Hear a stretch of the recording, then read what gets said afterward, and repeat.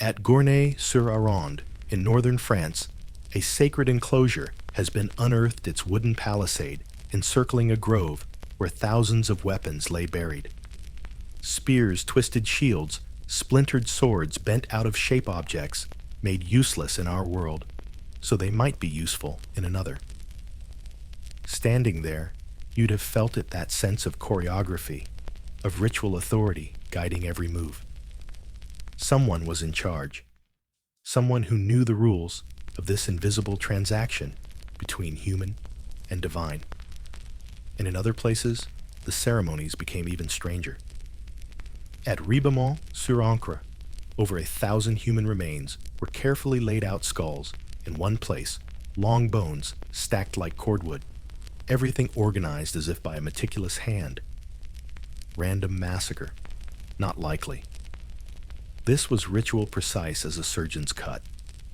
Whoever directed it had both the anatomical knowledge and the religious clout to convince others to take part. Across Britain and Gaul, sacred springs bubbled with offerings. The hot waters at Bath, long before the Romans built their grand spa, already held whispers of power. Thin sheets of lead etched with curses, little metal petitions to the goddess Sulis, were thrown into the steaming pool.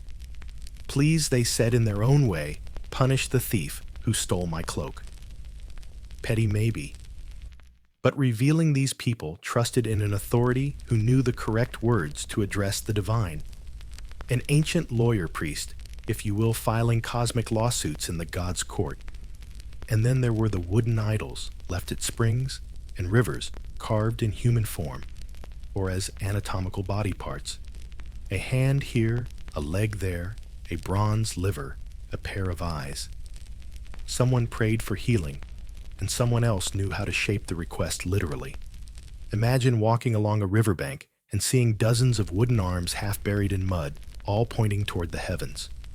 A little unnerving, isn't it? Hill forts too reveal a world thick with ceremony.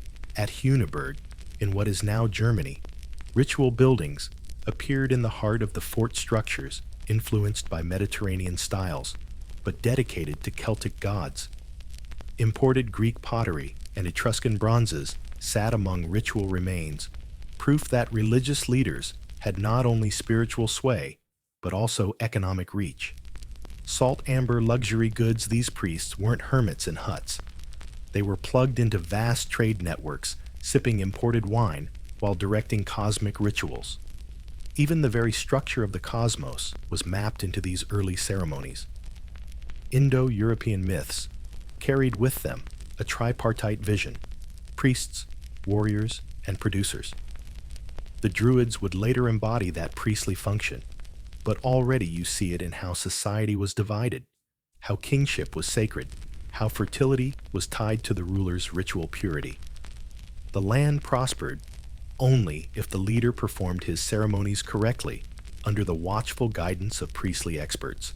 Think of it as an unbroken thread of memory spun long before anyone wore the title Druid. Sacred kings stood in fields at dawn, pouring libations for the crops. Groves were declared off-limits holy ground where only certain rituals could take place. The world tree connected realms of heaven, earth, and underworld, and if you whispered to the right person, they could tell you how to walk that path. So by the time the Druids step onto the historical stage, when Roman pens begin scratching their names, much of their world was already old. The sacred landscapes were set, the rituals established, the invisible rulebook, already thick with precedent. What Caesar and Pliny glimpsed was not the invention of something new, but the culmination of centuries of ceremony, sacrifice, and whispered wisdom. And maybe that's why they seem so mysterious to us now. Their roots go deeper than any one grove, deeper than any one skull stack or broken sword. They were inheritors of an ancient current, something flowing beneath the soil of Europe itself. And if you find yourself dozing as you imagine a fire-lit grove, oak leaves, rustling weapons, bent and lowered into dark waters, well, maybe that's fitting. The first Druids lived in twilight spaces between waking and dreaming, between human law and divine order. Theirs was a world best approached with eyes half closed. If the Druids seem mysterious, it's because they were never standing alone in history. They were branches of a much older tree, its roots sunk deep into the soil of the Indo-European past. Before the Celtic world took shape, before bards sang in smoky halls, or Romans complained about white-robed priests, there existed an inherited worldview, a kind of family heirloom of myth, ritual, and social order, carried by the peoples who spoke Indo-European languages as they drifted across Eurasia. This inheritance was not a dusty bundle of hand-me-downs. It was more like a blueprint, flexible, adaptable, but strangely recognizable wherever it appears.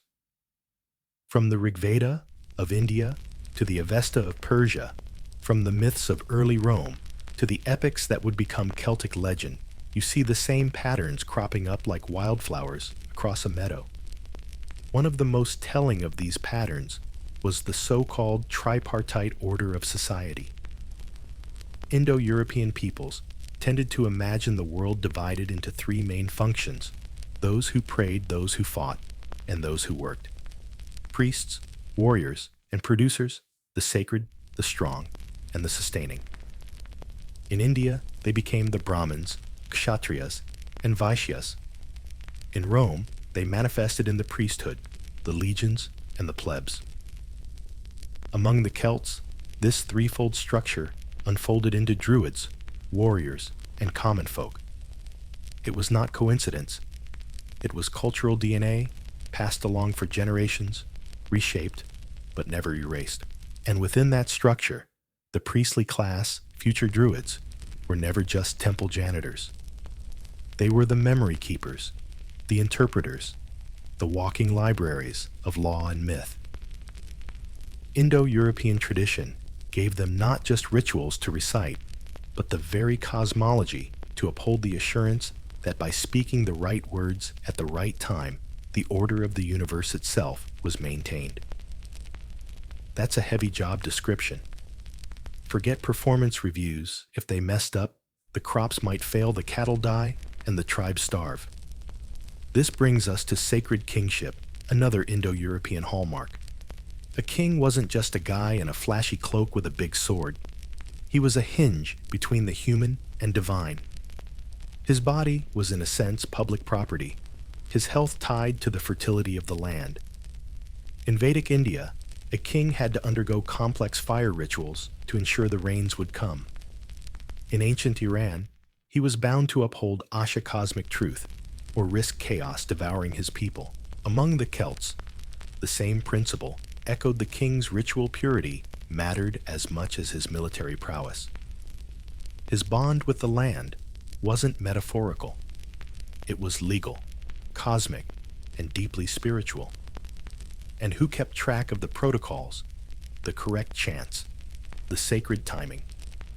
The Druids, inheriting the Indo-European priestly role, knew the rules of the cosmic contract. But the Indo-European gift wasn't only about social classes and kingship.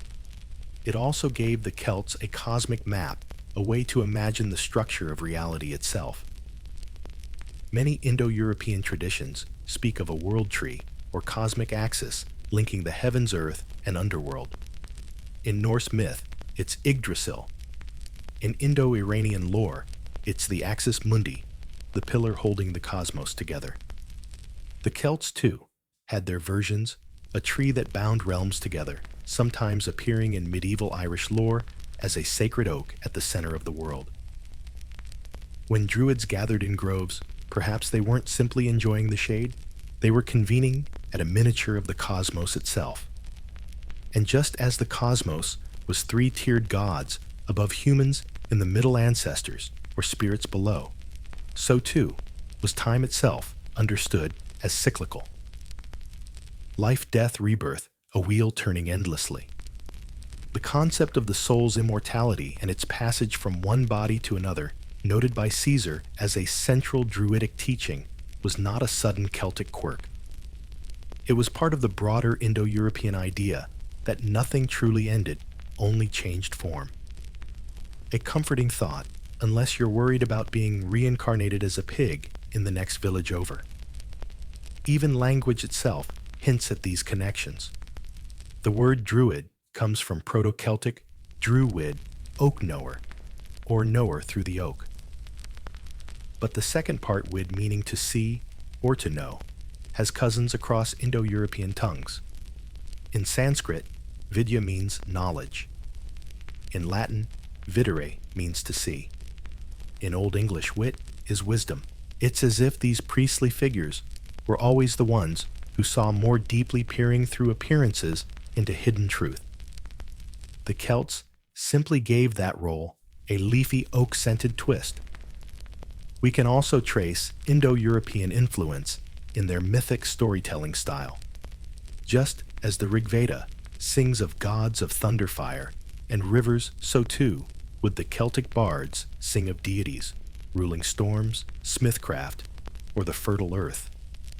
A thunder god with a hammer. Not only Norse Indra of India wielded his thunderbolt, and Celtic Tyrannus crackled with lightning.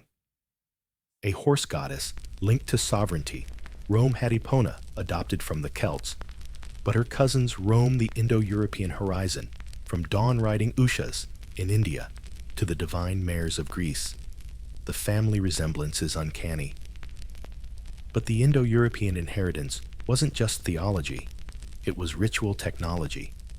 These peoples were obsessed with calendars, cycles, and proper timing. They weren't just farmers checking the weather. They were astronomers counting days and predicting eclipses.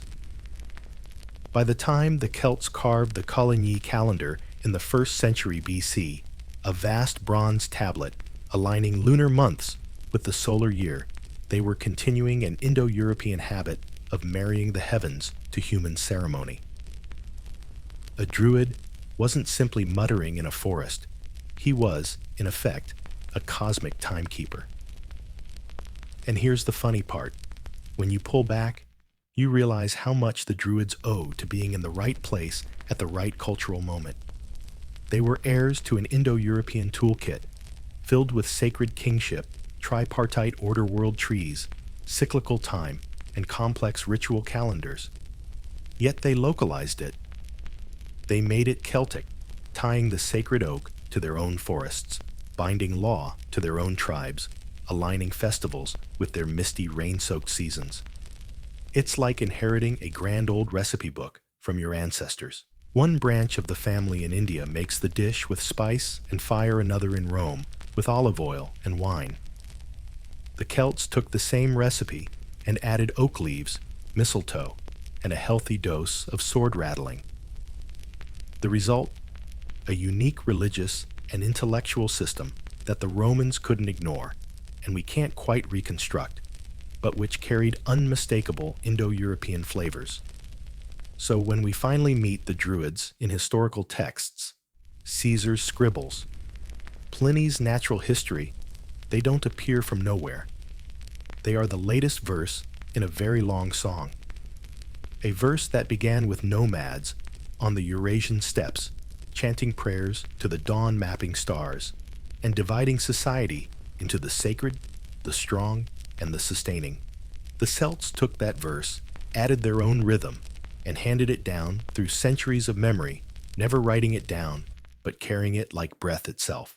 And that is why, when you lie here half drowsing, you may feel that the Druids' world seems oddly familiar.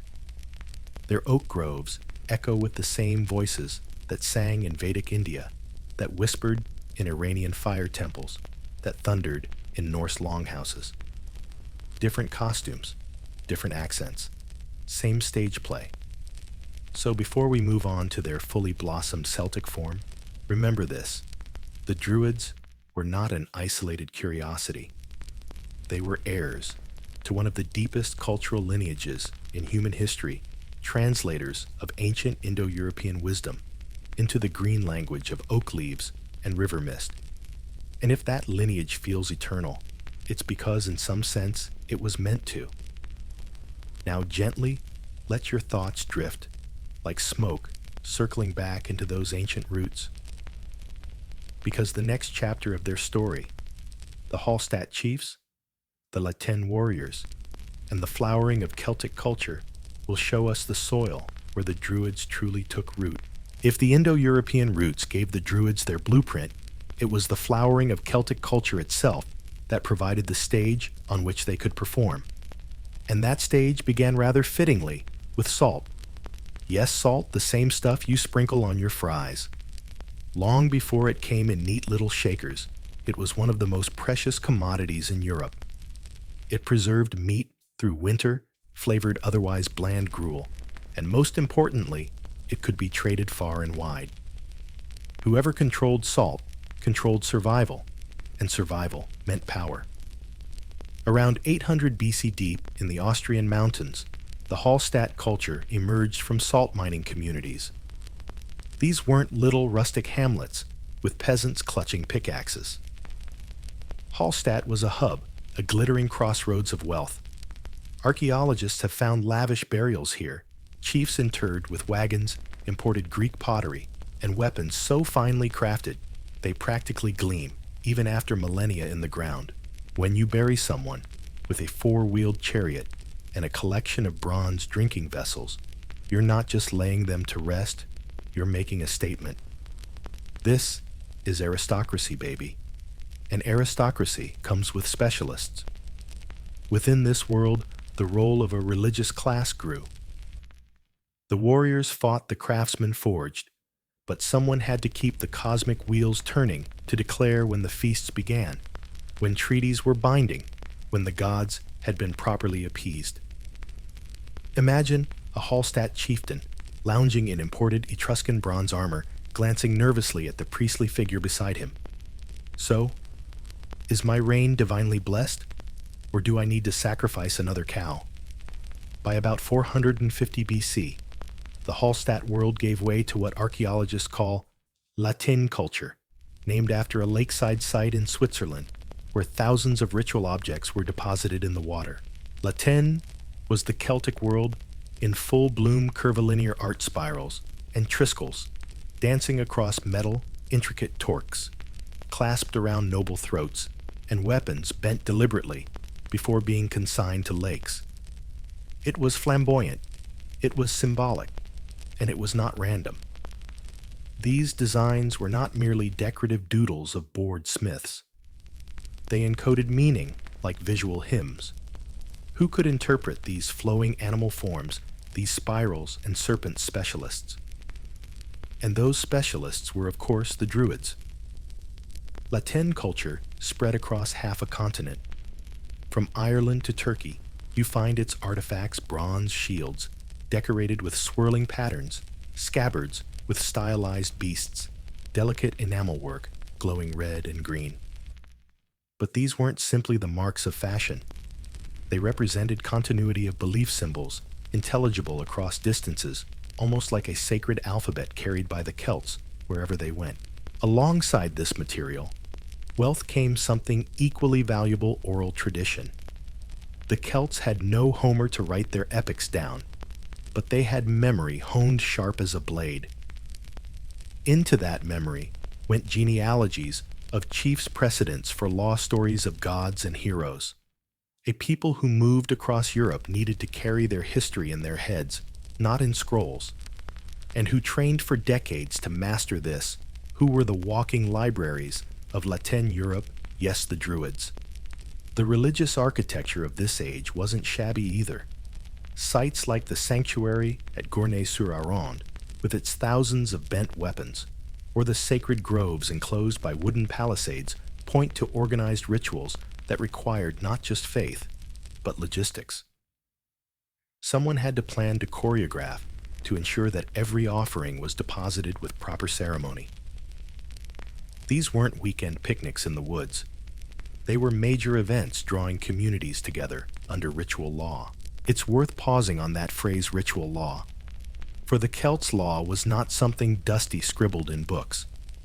It was sacred part of the divine order. Breaking a contract or stealing a cow wasn't just a social faux pas, it was a spiritual violation. Druids stood at the crossroads of religion and law, ensuring that justice wasn't only about fairness, but about cosmic balance. Their authority in La Tène society was enormous, advising rulers, settling disputes, instructing students, and presiding over the rhythm of festivals. And the festivals themselves, Samhain Imbolc, Beltane Lughnasadh, were not quaint folklore yet. They were hardwired into survival. When the harvest ended and winter loomed, the Druids declared the new year at Samhain, lighting fires that symbolically rebooted the cosmos. When spring needed coaxing back, Imbolc rituals invoked renewal. At Beltane, cattle were driven between great fires to ensure fertility and protection. Lughnasadh combined harvest gratitude with athletic contests and legal assemblies. These festivals required precision knowledge of lunar cycles, solar alignments, and ritual order.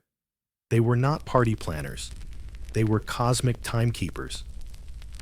What's fascinating is how La Tène art and ritual suggest a worldview brimming with transformation. Animals merge with spirals. Human faces emerge from foliage serpents, wind around torques. It's a world where everything is shifting, alive, interconnected. And it takes trained interpreters to make sense of that. A warrior might wield a sword, but only a druid could tell you what it meant that your enemy's shield carried a boar motif, spiraling into eternity. By this point, druids were not fringe mystics muttering in caves. They were central to society. They legitimized rulers, organized sacred sites, maintained oral law, timed agriculture with astronomy, healed the sick, and memorized lore. They were both the keepers of tradition and the innovators who adapted it as Celtic tribes spread across Europe. And perhaps most importantly, they gave meaning to power. A La Tène chieftain might be terrifying with his warband, but his authority only carried true weight when a druid spoke the words that bound his kingship to the gods. Without that blessing, he was just another warrior with delusions of grandeur. With it, he was the hinge of the cosmos itself. So by the time Caesar's armies tramped into Gaul centuries later, they weren't encountering a random priesthood cobbled together out of superstition. They were facing the inheritors of centuries of organized religious, legal, and artistic tradition, rooted in Hallstatt salt wealth, blossoming in La Tène spirals, and sanctified by memory oak and fire. If you're already drifting a little, imagine this: a moonlit lake in Switzerland, La Tène. Warriors carefully lowering a bent sword into the water, while a robed figure murmurs words that only he understands. The surface ripples, swallowing bronze, swallowing meaning. For the Celts, it was an offering.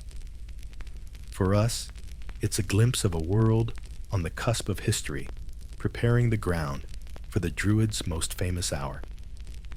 Let's step away from the lakes and burial mounds for a moment and take a walk into the woods. The light filters down through leaves. The ground is soft with fallen branches, and in the middle of it all stands an oak, vast, ancient, and solemn. If you asked a druid where wisdom lives, they might point right there to that tree. The very word druid carries the oak in its bones. Linguists trace it to the Proto-Celtic druid dru, meaning oak, and wid meaning to see, to know. So a druid was literally an oak knower, or perhaps, more poetically, the one who sees with the wisdom of the oak. It makes sense. Oaks live for centuries, their roots sinking deep, their branches spreading wide. To the Celts, the oak wasn't just a tree. It was a living pillar of the world, a connection between earth and sky, an anchor of stability. To know the oak was to know the cosmos. And this wasn't just symbolic poetry. Sacred groves of oak were central to Celtic religion. Roman authors, peering into these mysterious practices, remarked that Druids preferred their ceremonies among the trees rather than in temples of stone. Imagine an open-air cathedral, branches arching like vaulted ceilings, the rustling of leaves providing the choir. For the Druids, nature itself was the sanctuary. Pliny the Elder, writing in the 1st century AD, describes perhaps the most famous Druidic ritual, the cutting of mistletoe from an oak. According to him, it could only be harvested when it grew upon this rare host, and only on the 6th day of the lunar month, when the moon's silver curve matched the timing of their cosmic calendar. The Druid, clad in white, climbed the oak with a golden sickle, cutting the mistletoe so that it fell into a white cloth below, never touching the earth.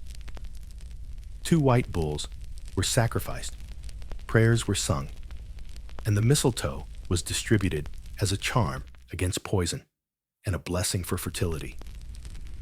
Now, is this account entirely reliable? Pliny had never been to Gaul.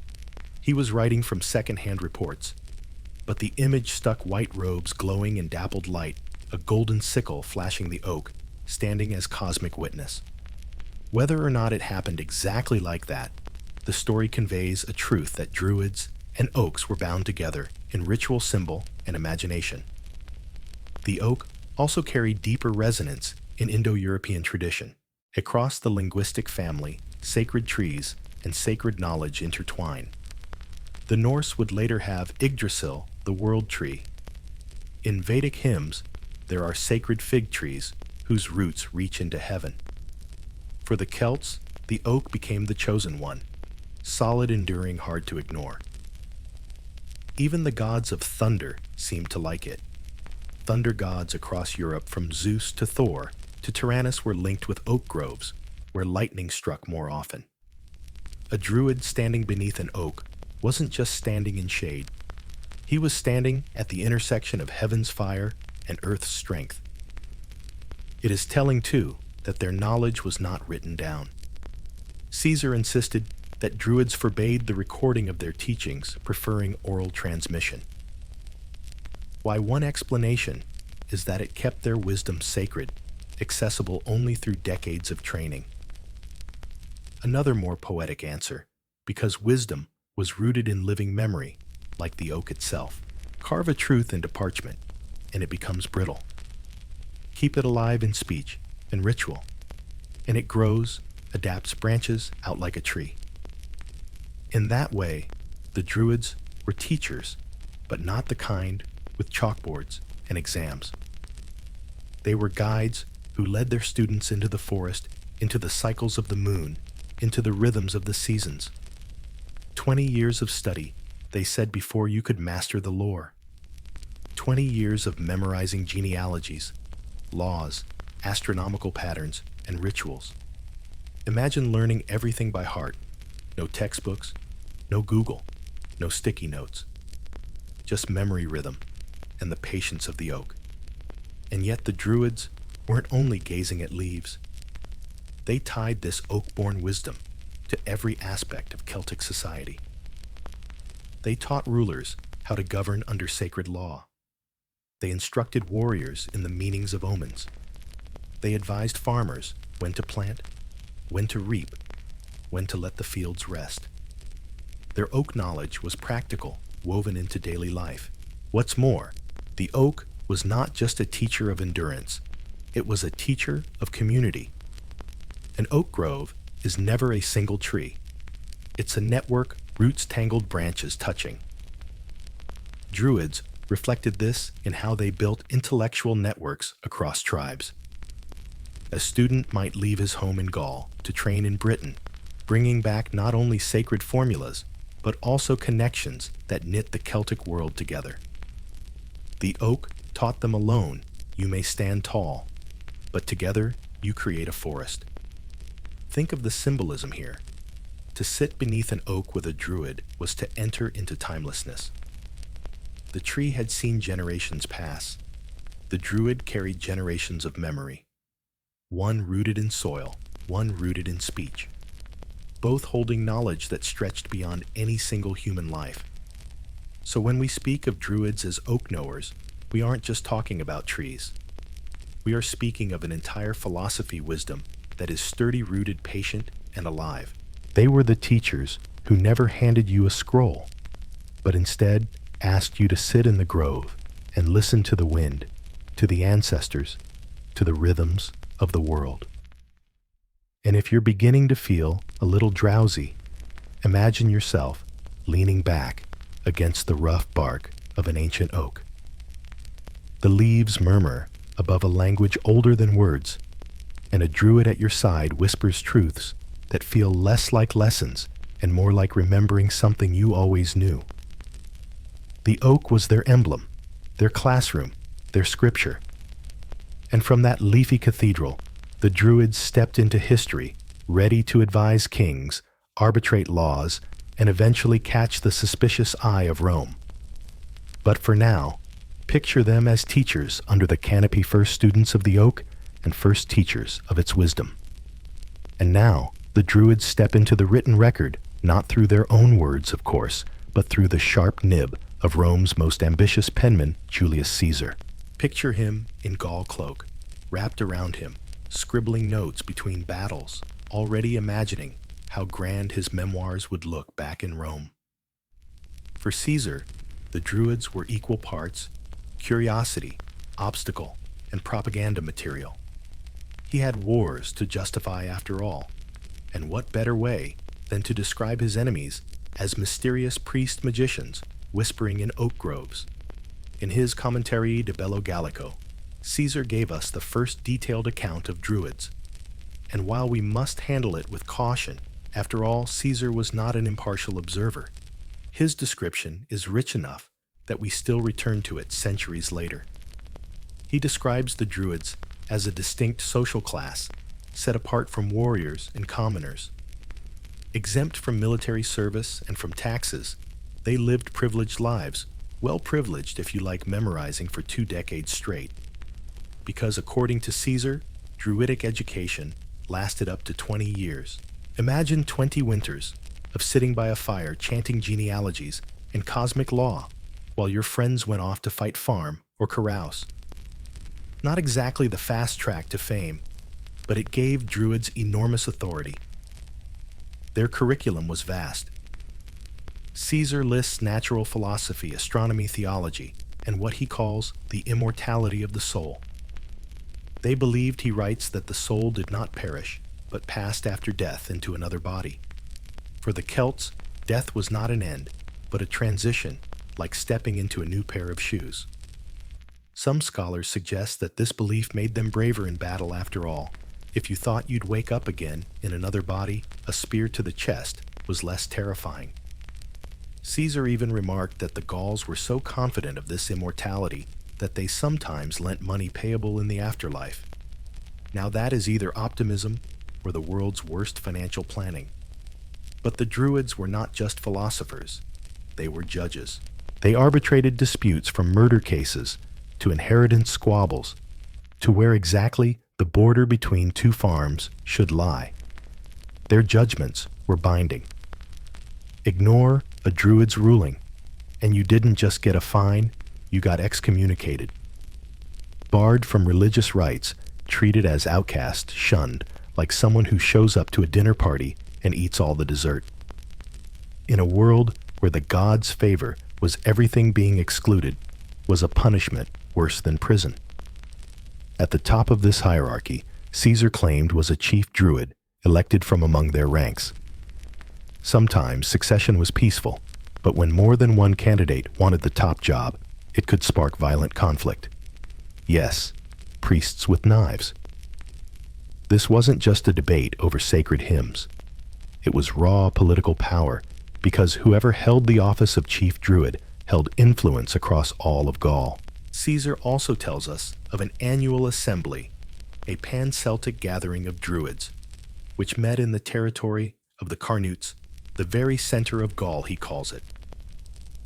Here, representatives from tribes across the land came together to settle disputes and set policy.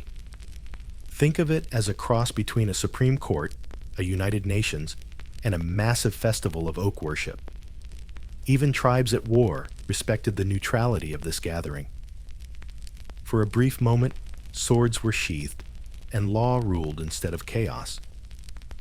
Then there was the matter of education. Caesar insisted that Britain was the true homeland of Druidic learning. Students, he wrote, traveled across the Channel to study in Britain, returning home with advanced knowledge. Whether this was true, or simply Caesar trying to justify his later invasion of Britain, it paints a picture of intellectual networks stretching from island to continent, binding Celts together through shared sacred lore. Imagine a young Gaul crossing stormy seas, not to trade or raid, but to sit under an oak with British masters memorizing the chants that bent the cosmos. But Caesar's most sensational claim, the one that stuck in popular imagination, was about sacrifice. He alleged that Druids built gigantic wicker figures, filled them with living victims, and set them ablaze as offerings to the gods. It's a horrifying image, a woven giant of reeds, lit by torchlight, screaming prisoners inside. Was it true? Archaeology suggests that human sacrifice did occur in Celtic lands. Bog bodies, with signs of ritual killing, tell us that much. But the wicker man, as Caesar described it, may have been a Roman exaggeration, a bit of dramatic flair to paint his foes as barbarous. After all, Rome loved accusing enemies of human sacrifice. It was a convenient way to justify conquest.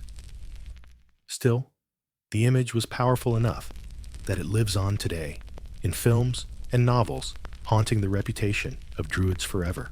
When you read Caesar carefully, you notice something else: respect.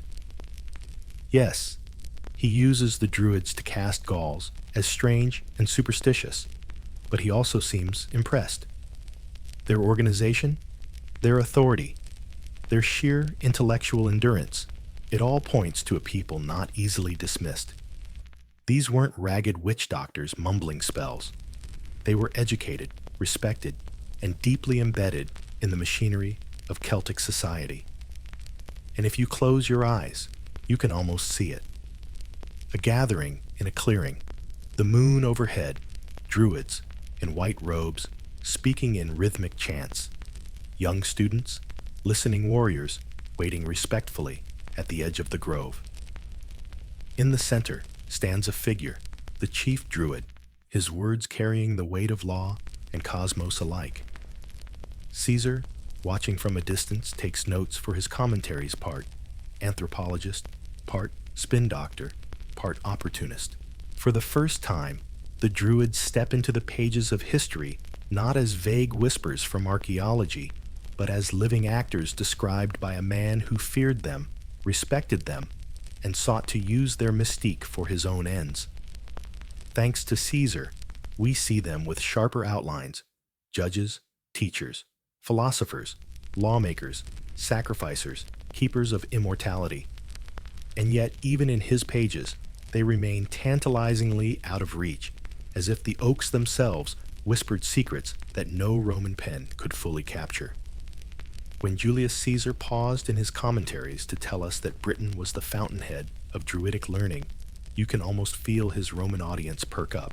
Britain, that misty, half-forgotten island on the edge of the known world, where people painted themselves blue and lived beyond the reach of civilized marble colonnades. For Caesar, claiming Britain as the Druids' Ivy League campus served two purposes. It made his own expedition across the Channel seem urgent, and it lent the Druids an aura of ancient authority. If you wanted the real deal, the deepest mysteries, the uncut wisdom, you had to sail to Britain.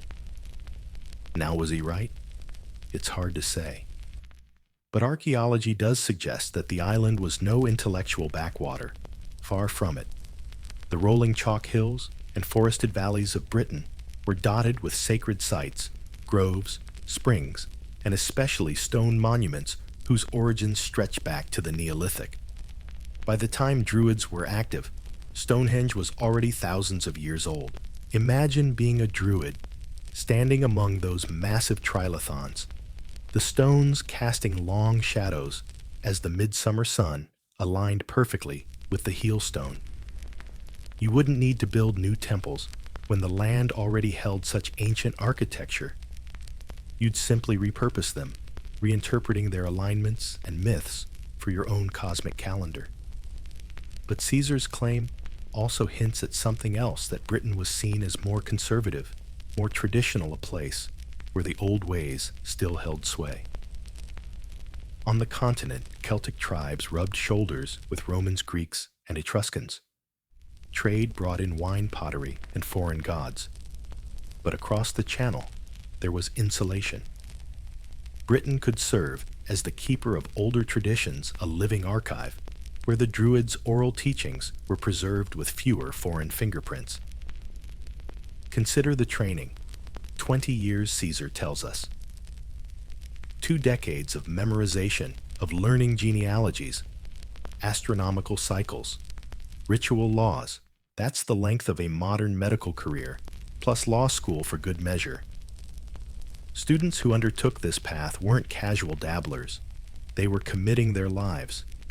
And Britain, he says, was where the most advanced instruction happened.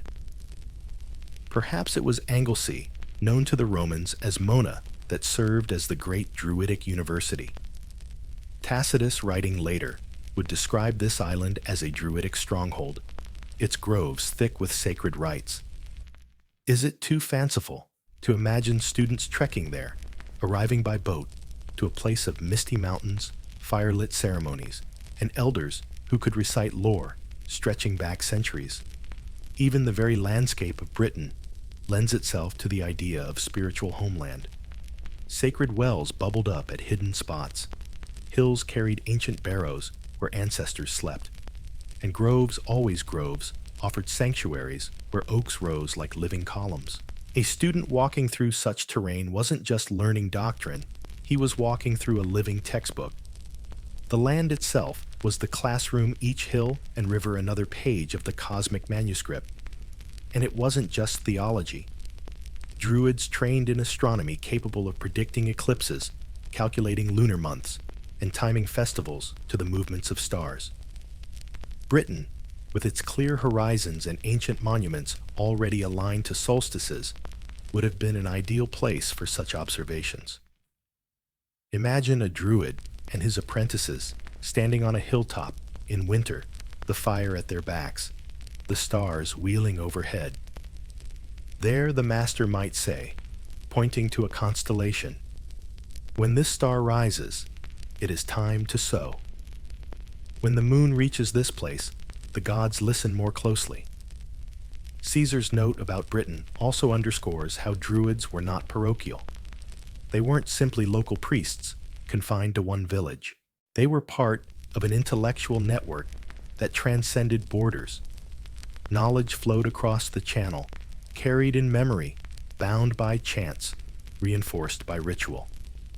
A Gaulish Druid might study in Britain, then return home with not only knowledge, but also connections, ties of loyalty and friendship that stitched Celtic Europe together. Rome loved to divide and conquer, but the Druids were busy weaving. And we can't forget the politics. By placing the intellectual heart of Druidry in Britain, Caesar also made the case that conquering the island was necessary for Rome's total victory. Eliminate the source, he implied, and the whole structure collapses. It was both flattery and a death sentence. Britain, he tells us, is the keeper of the deepest mysteries, and therefore Britain must be brought to heel. But before Rome's legions came clanking across the Channel, Britain was indeed a land of Druids in their prime. They presided at tribal assemblies. They interpreted law. They taught successive generations to carry memory in their minds like living scrolls. To be trained in Britain was to wear a badge of prestige. You weren't just a Druid. You were a Druid who had studied at the source. So close your eyes and picture it, a misty island, waves lapping against rocky shores. Students arriving by boat, stepping into groves, where fires crackle and chants rise under the oaks. In those groves, knowledge was not something written, but something spoken, sung, embodied. Britain, the homeland of wisdom, was less a place on a map and more a place in the imagination, a land where the oak trees whispered secrets older than kings, and where Druids cloaked in white taught their students how to listen. By now, you can see that Druids weren't simply woodland mystics draped in white. They were a class of professionals with authority that reached into every corner of Celtic life, and nowhere was their power more apparent than in law. Caesar and later writers tell us that Druids served as arbiters of disputes, judges who could decide not only who kept the cow, but who kept their place in society. They were the guardians of justice, of cosmic balance, of the invisible thread that tied human affairs to divine order. Imagine a chieftain's hall on a gray morning. Smoke coils upward, warriors sit in a tense half-circle, and two men are shouting over a disputed boundary stone.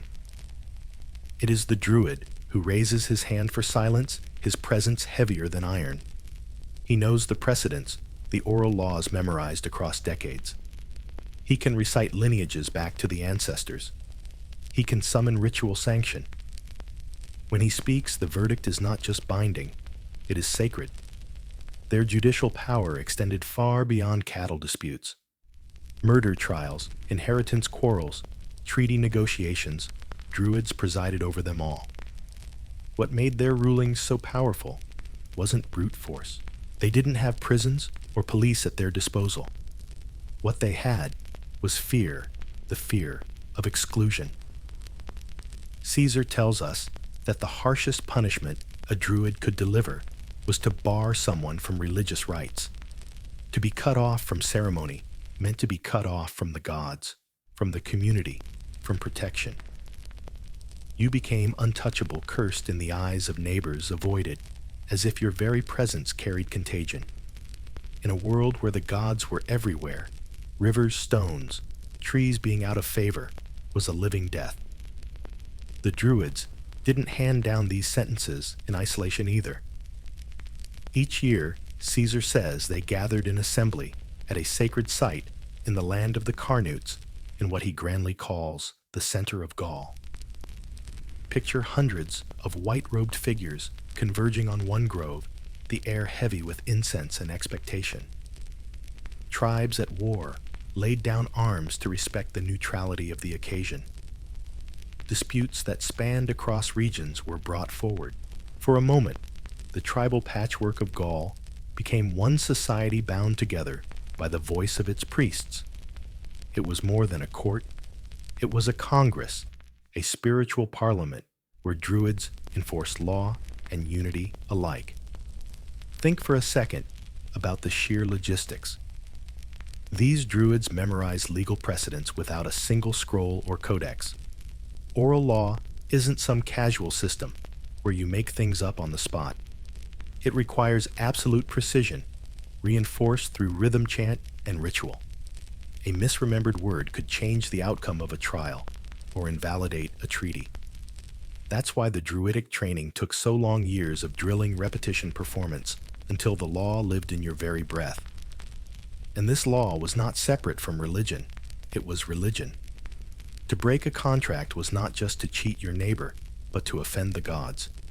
To shed blood unjustly was not just murder, it was cosmic disorder. The Druids as judges weren't only settling disputes, they were rebalancing the scales of the universe. Every verdict was a ritual act, binding human society back into harmony with the divine. There's a wonderful irony here. Rome prided itself on its written law, the weight of parchment and decree. The Celts had no such luxury. Their law was living oral flowing through memory, yet it worked. Caesar himself admitted that when Druids gave judgment, their decisions carried binding authority across the land. Even tribes otherwise hostile to one another respected the Druidic courts. Imagine the scene, two war bands glowering across a clearing, their weapons itching for battle, and into the middle steps a Druid. With a raised hand and a few measured words, the swords lower. Rome had soldiers to enforce the law. The Druids had the authority of belief. But that authority was not all serene. The role of judge sometimes meant executioner by proxy. Archaeological sites suggest ritual killings tied to judgments, though it's hard to separate judicial punishment from sacrificial ritual. Some bog bodies, like Lindo Man in Britain, bear the marks of what scholars call a triple death strangulation, stabbing and bludgeoning, as though no single method was sufficient. Was he a criminal, punished by law, a sacrifice offered by priests, or both at once? In the Celtic world, the line between justice and ritual could blur. And while Caesar's account may have been colored by Roman propaganda, the core is undeniable. Druids wielded immense judicial power. They could make kings legitimate or illegitimate. They could unite tribes in shared law. They could exile a person from society with nothing more than a decree. In a way, they were the Supreme Court, the Senate, and the spiritual police rolled into one. Now, if your eyes are getting heavy, consider this image: a grove at dusk, the air thick with the scent of oak and smoke. A crowd waits restless while a druid steps forward. His staff is not a weapon, but a symbol. His words cut sharper than any sword. He speaks, and the case is decided. A murderer is condemned. A boundary dispute settled, a tribe reconciled. In the hush that follows, the crowd breathes easier. The gods are satisfied, the scales restored. The druid has spoken, and life may continue. In their role as judges, the druids weren't just shaping the law of their people. They were shaping the very rhythm of Celtic society, deciding who belonged, who thrived, and who faded into silence. Their voice could be life, or it could be death. If you've been picturing druids only as solemn judges and oak-whispering priests, it's time to expand the cast. Druidry, according to Caesar and other sources, was less a one-man show and more a three-part orchestra. At the top, the Druids proper, who judged, taught, and interpreted cosmic law. But alongside them, harmonizing in their own registers, were the bards and the vats. Together, they formed a trinity of wisdom: judges, poets, prophets. And without them, Celtic society would have been a little less colorful and a lot less organized. Let's start with the bards.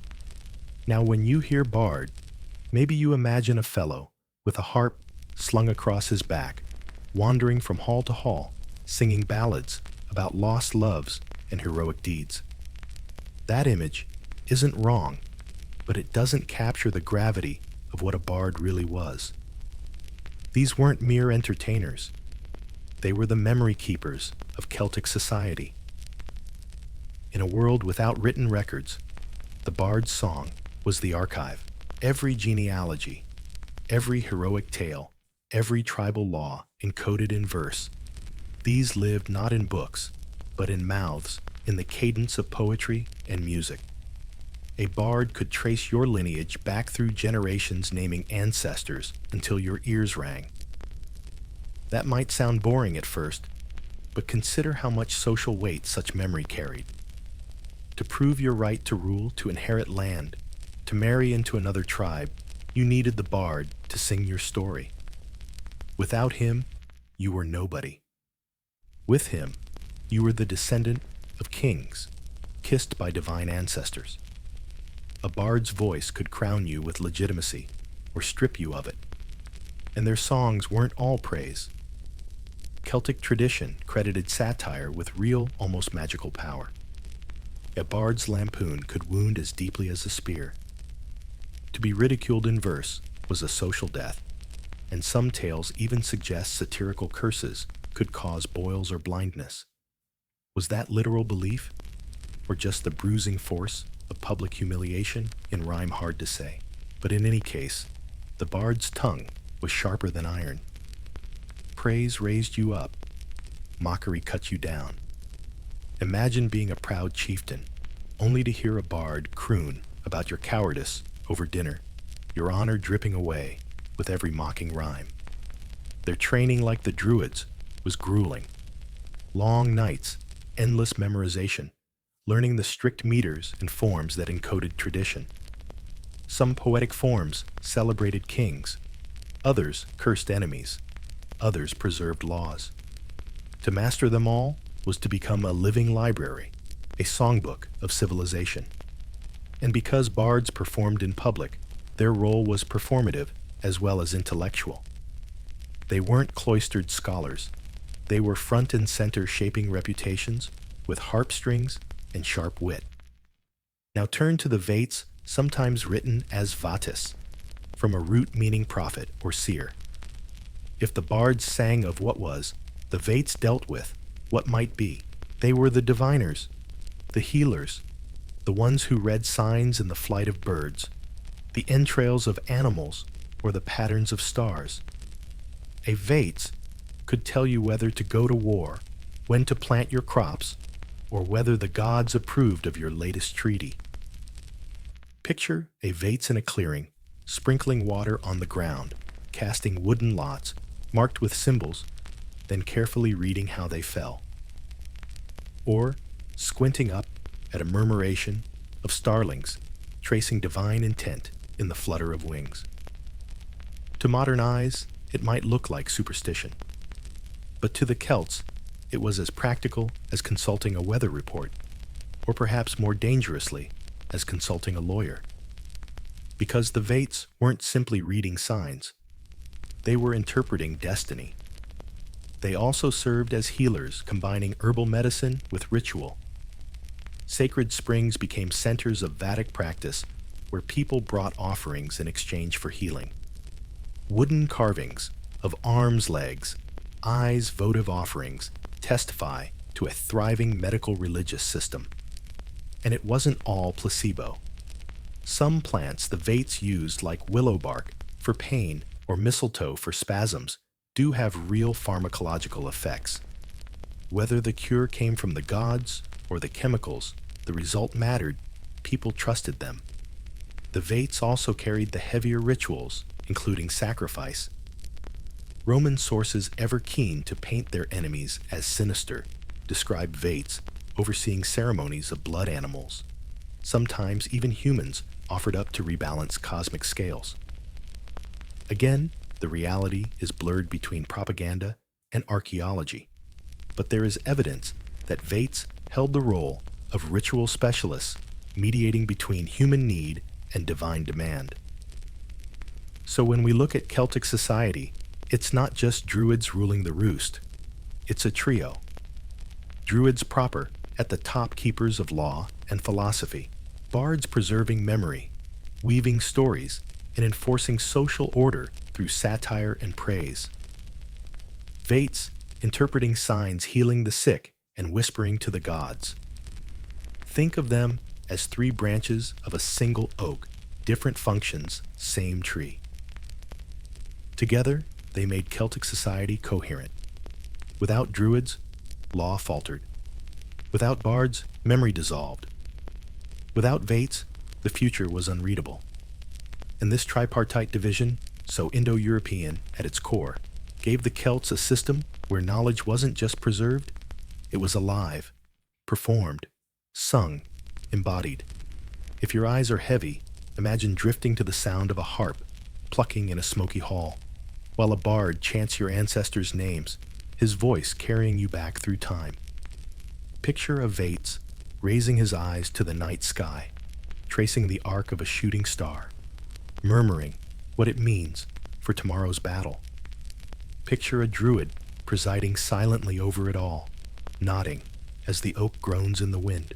Three voices, three functions, one chorus of sacred order. If Caesar gave us the Druids as philosophers, judges, and lawmakers, then Pliny the Elder gave us the Druids as performers of rituals so strange and vivid that they've echoed through imagination ever since. Pliny, writing in the 1st century AD in his vast Encyclopedia Naturalis Historia, was not interested in conquest like Caesar. He was interested in cataloging the world, the plants, the animals, the minerals, and the curious habits of people. And in his curiosity, he painted the Druids in one of their most enduring poses, climbing into oak trees, dressed in white swinging golden sickles at tufts of mistletoe. It sounds almost theatrical, doesn't it? You can picture it clearly, the sacred grove, moonlight spilling through the branches, a Druid in spotless white robes, climbing carefully into the massive oak, while below, attendants spread a white cloth to catch the mistletoe so it never touches the earth. Down it comes with a flash of the golden blade, followed by the lowing of 2 white bulls brought forward for sacrifice. The crowd waits hushed. This was no ordinary harvest. This was medicine magic and ritual entwined. Pliny tells us that mistletoe was sacred only when it grew on the oak. The oak, remember, was already the Druids' emblem, their cosmic tree. For mistletoe, a plant that seemed to float between life and death, rooted in nothing but the bark of another, to appear upon it was seen as a gift from the heavens, rare, precious, touched by the gods. No wonder it was harvested with such precision and pomp. And why go to all this trouble? According to Pliny, mistletoe was believed to cure infertility in livestock and to serve as an antidote against poison. Was this based on pharmacological reality or simply ritual belief? Perhaps both. Mistletoe does contain compounds that can affect blood pressure and muscle contraction. In modern times, extracts have been studied in medicine. So maybe the Druids weren't entirely wrong to view it as powerful. But wrapped in ritual, it became more than medicine. It became sacred technology. Notice too the timing, the 6th day of the lunar month. The Druids weren't plucking plants randomly. They were watching the skies, counting the nights, aligning human ritual with celestial rhythm. That detail reminds us again that Druidry was as much astronomy as it was religion. Their golden sickle wasn't just cutting mistletoe. It was cutting a moment in time, harvesting a precise alignment of moon oak and leaf. Pliny's account may exaggerate or romanticize, but it shows us the Druids as guardians of a relationship between people and plants, between ritual and healing. He describes them cataloging sacred herbs, prescribing their uses, and guarding their knowledge like treasure. He lists plants like vervain and salago, each harvested with its own rituals, cut with the left hand, only gathered barefoot wrapped in linen. Every herb had a story, a ritual context that transformed it from weed to wonder. The Druids' expertise in botany was legendary. They knew which roots soothed pain, which leaves stemmed bleeding, which herbs stirred visions. But for them, plants were never just physical remedies. They were living mediators of divine will. To harvest without ritual would be to miss the point. The ceremony was part of the cure, a way of aligning human need with the hidden rhythms of the natural world. And then there were the groves themselves. Pliny describes sacred woods, where the Druids held ceremonies, places where trees were more than trees, they were pillars of sanctity. Archaeology supports him. Across Gaul and Britain, enclosures marked by palisades, ritual pits, and offerings show that these groves were carefully maintained spaces, not wild woods, but curated sanctuaries. Each grove was a temple without walls, its ceiling, the sky, its altar, the earth. What makes Pliny's image so enduring is its mixture of the ordinary and the otherworldly. Mistletoe is just a plant. A sickle is just a tool. A grove is just a cluster of trees. And yet with robes, timing, chance, and sacrifice, these simple things became charged with awe. It's the classic Druidic touch, transforming the mundane into the cosmic with ritual precision. Now, whether Pliny got the details exactly right is less important than the impression he leaves. The Druids emerge as caretakers of natural mysteries, blending astronomy with botany medicine, with magic theater, with theology. Their white robes gleam not because their practical oak groves are muddy places, but because they symbolize purity, distinction, separation from ordinary life. Their golden sickles shine, not because bronze or iron wouldn't do the job, but because gold itself never tarnishes a metal fit for divine work. So next time you see mistletoe hanging above a doorway in December, think of the Druids. Not the romanticized Druids of holiday cards, but the serious figures in sacred groves, aligning moonlight with oak branches, wielding sickles, and whispering incantations. Think of them catching the plant before it hit the ground, as if the very earth might spoil its magic. Think of the white bulls sacrificed, the prayers rising, the people watching with a mix of hope and awe. If your eyelids are heavy, picture the scene as a kind of lullaby, the rustle of oak leaves overhead, the golden curve of the sickle glinting in moonlight, the rhythmic chant of Druids in the night air. Nature, cosmos, and human need, all meeting in a single act of cutting mistletoe from a sacred tree. It's a strange kind of peace, isn't it? To imagine healing not as pills in a bottle, but as a ritual under the stars, binding human frailty to the eternal cycles of sky and oak. If Pliny's Druids, with their golden sickles, seem like characters on a ritual stage, then their stage was vast, stretching across forests, rivers, and stones. To understand Druids, you can't just look at their robes or their chants. You have to look at the land itself. For them, geography was not neutral. It was charged alive, full of thresholds between worlds. Every hill, every spring, every grove could be a doorway. Let's start with the groves. Roman authors, peering in with a mix of fascination and horror, often mentioned that the Druids did not build stone temples like their Mediterranean neighbors. Their sanctuaries were trees. Sacred groves, or nemeta, were set apart, often fenced or palisaded, carefully maintained. These weren't wild thickets, where one might stumble while chasing a goat. They were ritual spaces, curated like cathedrals of bark and leaf.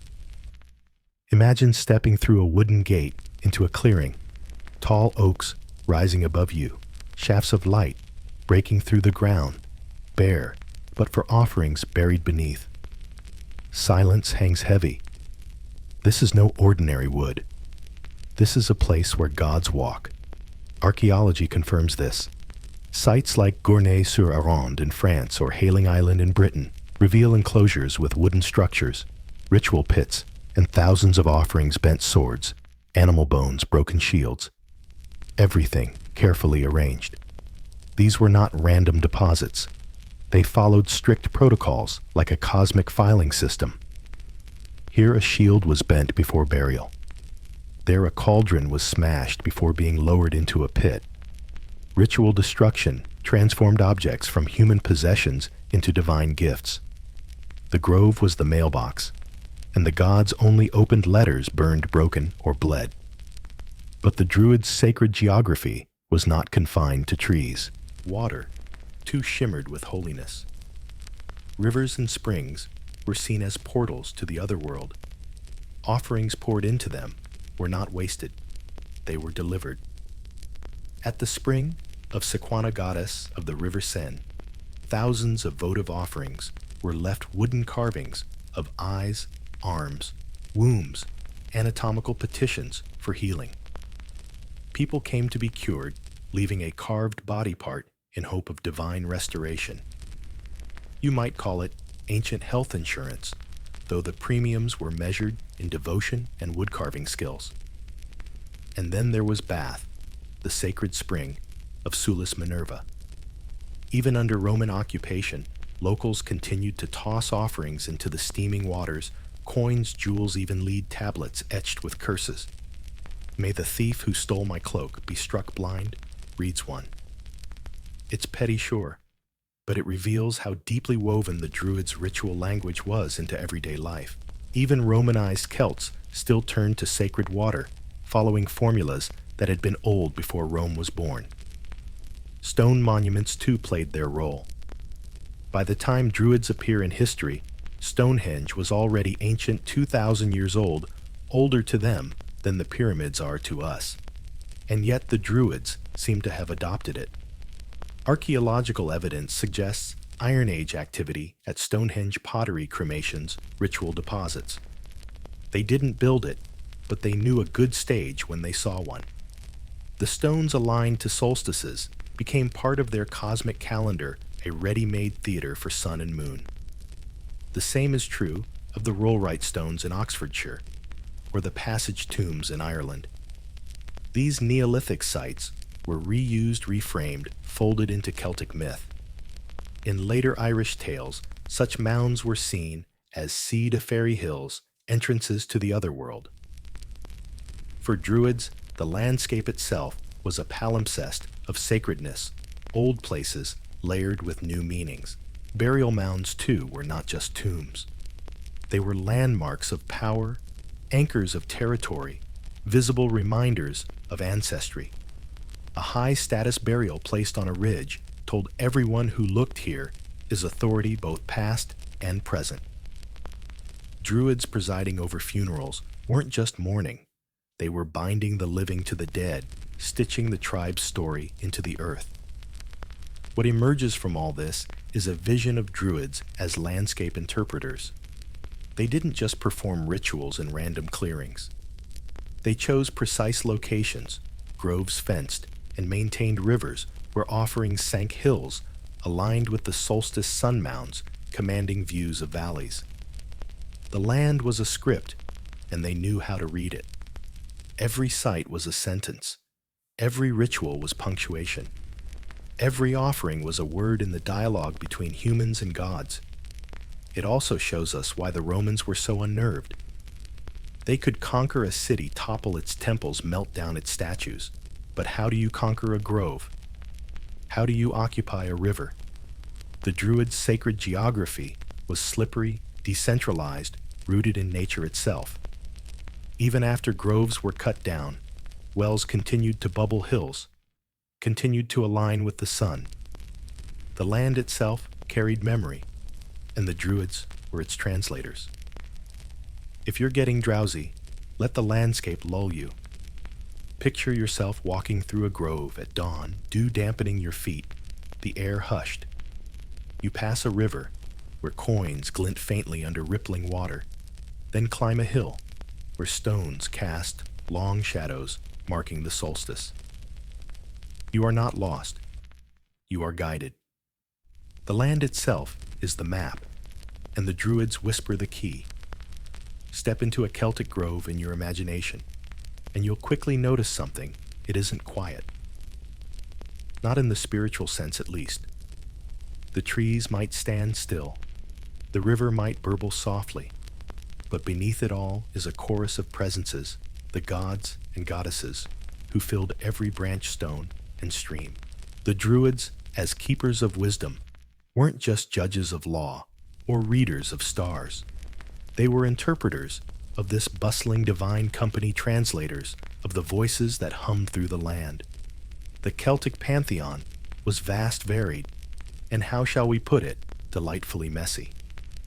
Unlike the Romans or Greeks, who loved a tidy family tree of gods, the Celts were localists. Each tribe, each river valley, each hill might have its own deity.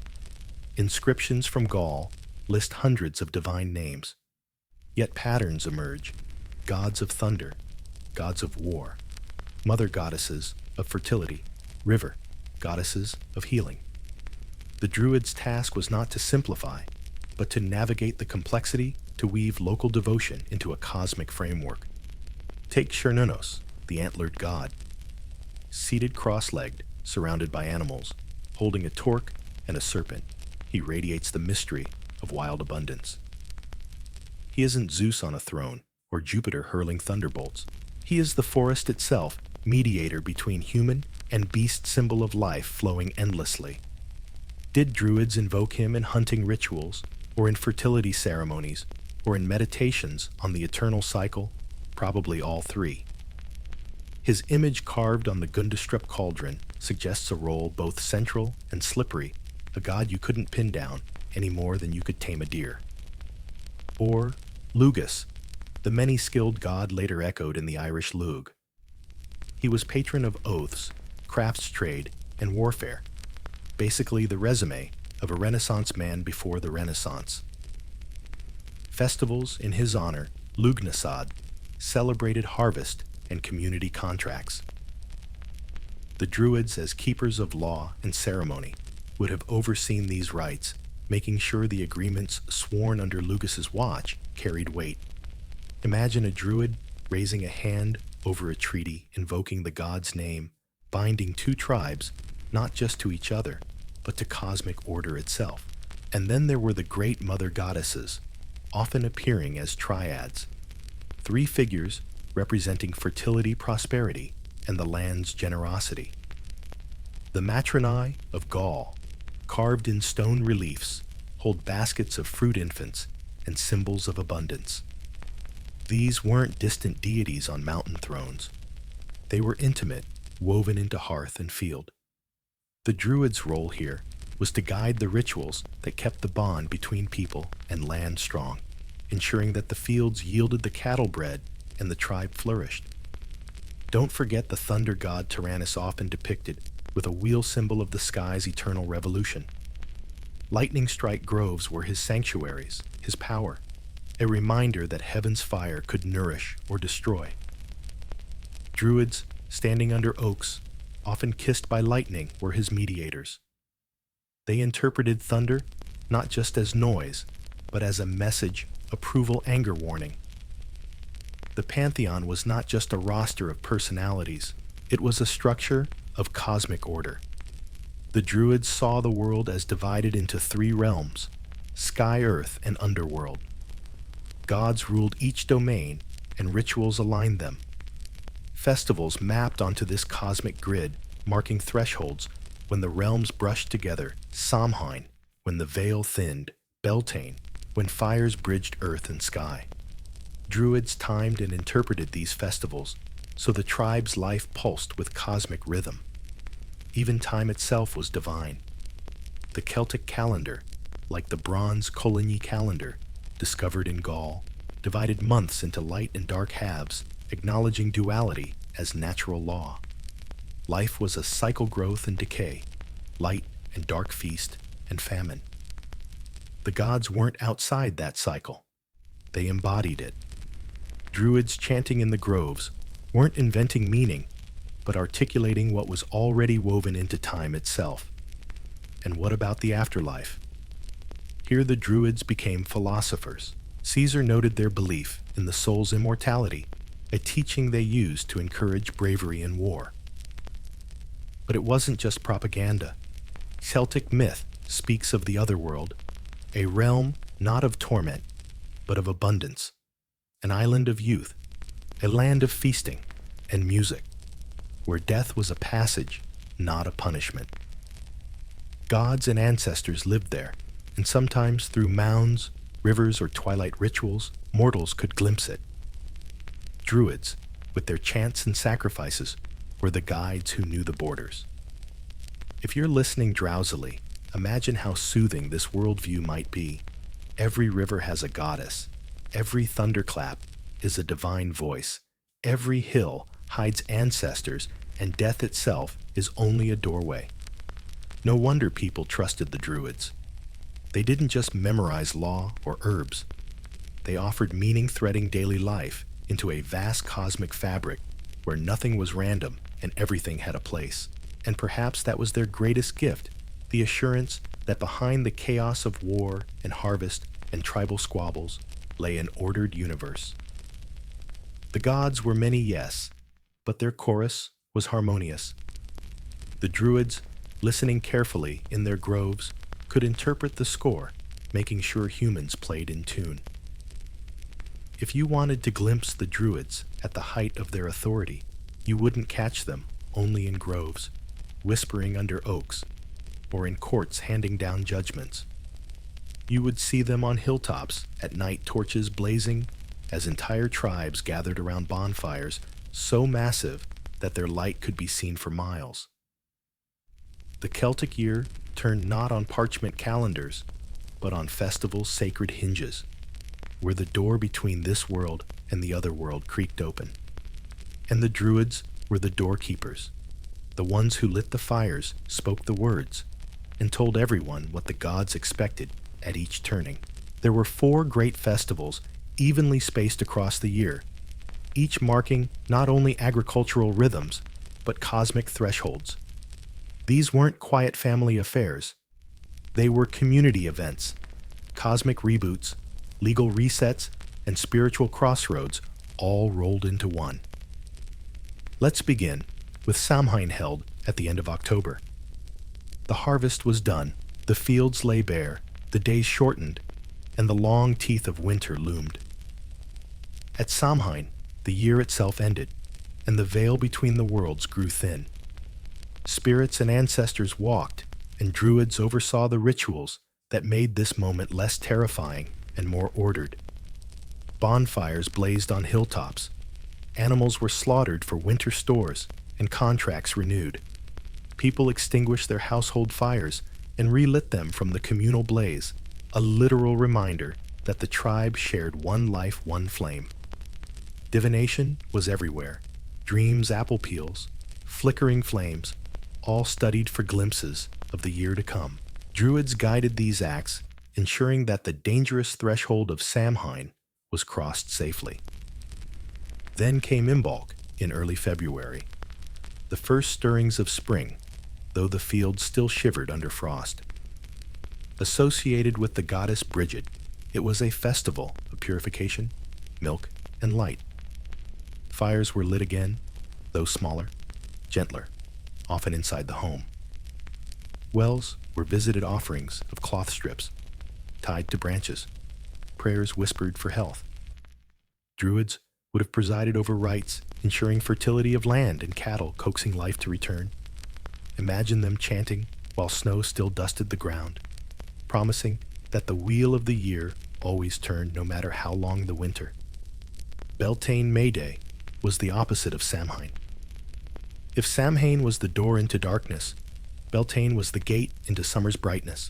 Cattle were driven between twin bonfires for protection against disease. Couples leapt flames to seal fertility, and entire communities danced around maypoles, a practice with deep symbolic roots. Beltane was fire and fertility, the earth bursting into green. Druids oversaw the rites. With careful timing, light the fires too soon, and you risk angering the gods. Too late, and the blessing misses its mark. Think of them as stage managers of a cosmic play, ensuring every entrance and exit landed on cue. Finally, Lughnasadh in August celebrated the first harvest. Named after the god Lugh, the many-skilled, it was part fair, part athletic games, part legal assembly. People gathered to trade feast and swear contracts. Handfasting's trial marriages might be arranged subject to renewal or dissolution at the next Lughnasadh. It was a time of abundance, but also of law. Druids presided, making sure treaties were sealed and disputes settled while the god of oaths watched. Imagine a fairground buzzing with stalls of grain and cattle athletes wrestling in the dirt, musicians playing pipes, and at the center, a druid calling order when needed. Together, these festivals formed the sacred clock of Celtic life. They didn't just mark seasons, they opened doors. Samhain and Beltane were thresholds, moments when the veil thinned, when spirits or divine powers moved closer. Imbolc and Lughnasadh were anchors rooting the community in fertility and harvest. For Druids, keeping these festivals was more than tradition, it was maintaining cosmic balance. Miss a ritual, and you risked famine, disease, or worse. The festivals also reinforced the Druids' authority. Who else knew the precise timing of the moon? Who else knew the chants, the invocations, the protocols for extinguishing and relighting fires? Without Druids, the year would collapse into chaos. With Druids, time itself flowed in harmony. And of course, each festival blended the serious with the playful. Divinations at Samhain weren't only about cosmic order. They were also teenage fun, peering into mirrors to see your future spouse. Beltane's bonfires weren't just protective, they were excuses for flirtation. Lughnasadh's legal assemblies weren't just solemn, they were markets, games, and gossip. Druids moved through it all, sometimes solemn, sometimes smiling. Always the ones who knew when to shift from laughter to prayer. If you're drifting off now, imagine lying in a meadow at night, the glow of a Beltane fire warming your face, voices singing all around sparks. drifting upward, like stars. A druid raises his arms, chants words you don't understand, and for a moment the air itself seems to pause, as though listening. Then the singing swells again, the fire roars, and you remember that the world is alive, turning on a wheel of fire and shadow. For the Celts, the festivals were the hinges of that wheel. For the Druids, they were the locksmiths, making sure each hinge turned smoothly, creaking open the doors of the year in time with the gods. Here we come, to the darkest and most infamous corner of Druidic lore, the one detail so vivid, so grotesque, that it has haunted the Celtic imagination for centuries: the Wicker Man. Julius Caesar, with a flair for the dramatic, claimed that the Druids built giant figures of woven branches, filled them with living victims, and set them alight as sacrifices to the gods. It's a scene fit for horror cinema, and indeed, it's become one of the most enduring images of Druidry. But was it true? Or was it just Rome's way of making their enemies look barbarous enough to deserve conquest? Let's take a step back. Sacrifice to the ancient mind was not about cruelty for cruelty's sake.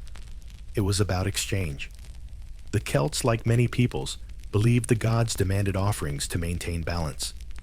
A good harvest, a victory in war, healing from sickness, these required gifts. Animals were common sacrifices: bulls, sheep, horses, their blood feeding the sacred ground. Archaeology shows countless animal bones in ritual pits, often carefully arranged. Offerings of weapons, jewelry, and food added to the mix. The message was clear: nothing valuable was truly yours until it had first been offered. But human sacrifice, that is trickier. The Roman writers are unanimous in accusing the Druids of it. Caesar gives us the Wicker Man. Strabo describes criminals and prisoners of war slain for the gods. Diodorus Siculus claims the Druids pierced victims above the diaphragm, reading omens in their death throes. Grim augury, indeed. To Roman eyes, this was monstrous proof of barbarism. Yet Rome itself was not innocent. Early Roman history records human sacrifices buried alive in the Forum in times of crisis, and gladiatorial games spilled rivers of blood for public amusement. The Celts were condemned for what Rome and other forms practiced too. Archaeology does give us clues. The famous bog bodies of northern Europe, like Tollen Man in Denmark or Lindo Man in Britain, bear signs of ritual death.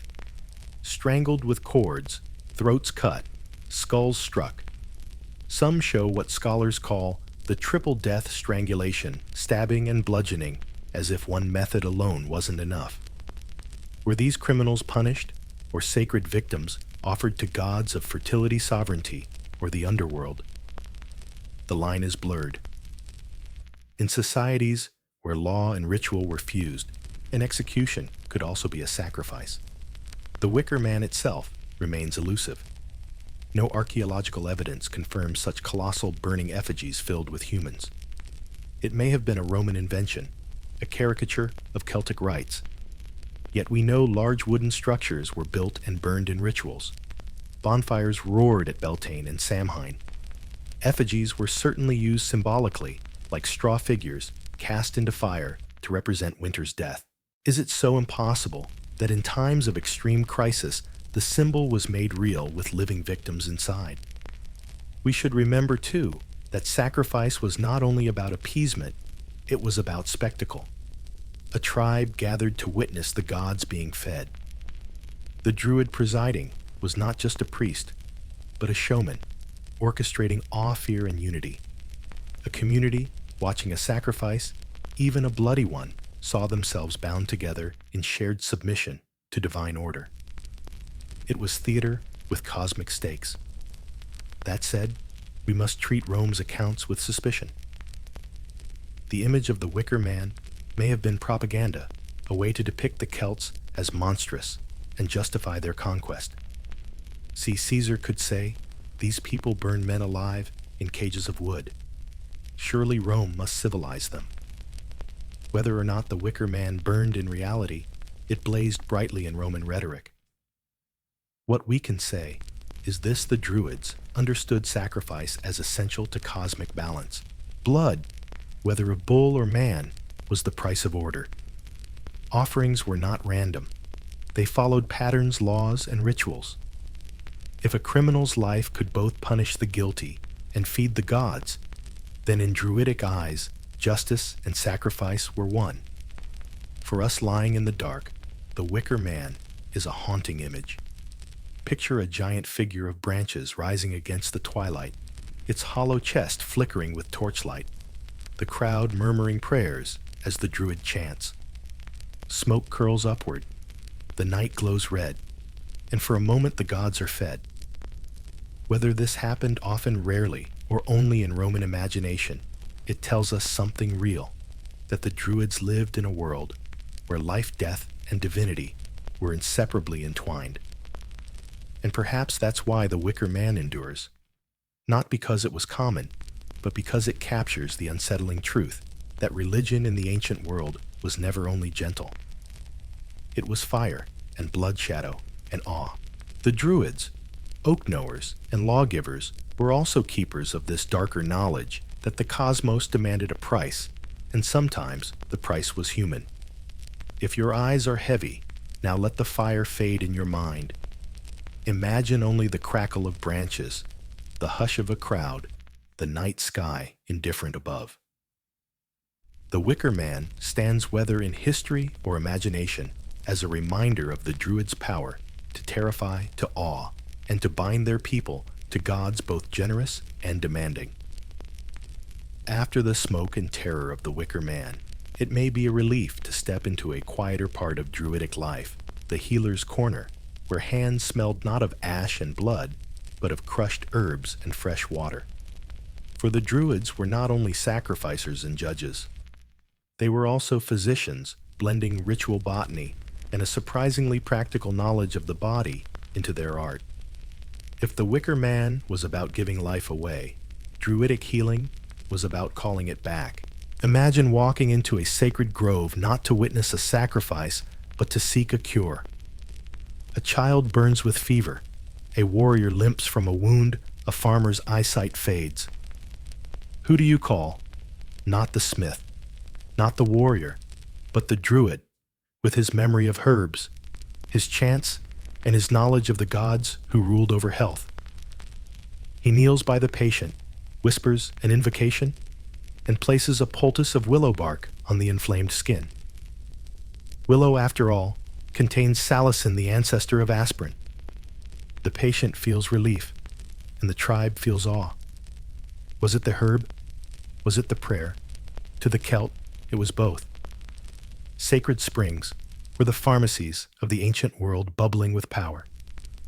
At Bath, the hot spring dedicated to Sulis, later merged with Minerva, was thronged with pilgrims. They dropped coins and carved body parts into the waters, asking for healing. Wooden legs, stone eyes, bronze livers, offerings representing what needed mending. The Druids, or their local successors, guided these rituals, prescribing prayers along with the dip in the steaming pool. Imagine the hiss of the water, the smell of sulfur, the murmur of chants, and the quiet hope that the goddess and the spring would knit flesh back together. At other sites, similar evidence emerges. The sanctuary of Sequana, at the source of the Seine, overflowed with votives of eyes, breasts, limbs. People came with ailments. Druids interpreted the illness, offered sacrifices, and applied herbal cures. It was a medicine rooted not in sterile separation, but in a web of relationships, human, plant, water, divine. The cure wasn't just physical, it was cosmic alignment restored. And Druids weren't limited to herbs and springs. They were, in a sense, early surgeons. Archaeologists have found surgical tools in Celtic graves, scalpels, forceps probes. Skulls with trepanation holes, surgically cut circles, show signs of healing proof that some patients survived. Imagine a druid leaning over a wounded warrior, knife in hand, muttering prayers, while carefully cleaning the wound. The ritual calmed the patient, the herb numbed the pain, and the cut saved the life. Magic and medicine blurred, but together they worked. The herbs themselves formed a pharmacopoeia. Vervain gathered with ritual was said to cure fevers and protect against curses. Mistletoe, of course, harvested under moonlight, was used for fertility and as an antidote. Yarrow stopped bleeding. Elder soothed coughs, mugwort, aided childbirth. Each plant was more than chemical. It carried stories, rituals, names of gods. A healer who ignored the ritual missed half the cure. To the Druids, healing required not only medicine for the body, but harmony for the soul. Even incantations had their place. Early Irish texts, written centuries later, preserve healing charms, rhythmic repetitive phrases invoking divine power while focusing the mind. Were they placebo? Perhaps. But modern studies show the soothing power of rhythm, the calming effect of focused breathing. A druid chanting over a wound was offering both psychological relief and spiritual assurance. It's tempting for us to split their medicine into real and superstitious. Willow bark real, chanting to a spring goddess superstition. But to the Celts, this division didn't exist. Health was never only in the flesh. Illness could be punishment, imbalance, or a breach of contract with the gods. Healing meant mending every thread body-spirit community. The Druids' hands were steady, not only because they knew plants, but because they carried authority. When he pressed a poultice to your skin, he wasn't just applying herbs. He was stitching you back into the order of the cosmos. And there's something deeply human about that, isn't there? Even today, when doctors prescribe pills, we often crave reassurance ritual, a kind word. We want healing to feel whole. The Druids understood that. They provided both the chemistry of herbs and the ceremony of hope. If your eyes are heavy now, picture lying near a spring steam rising in the cool air.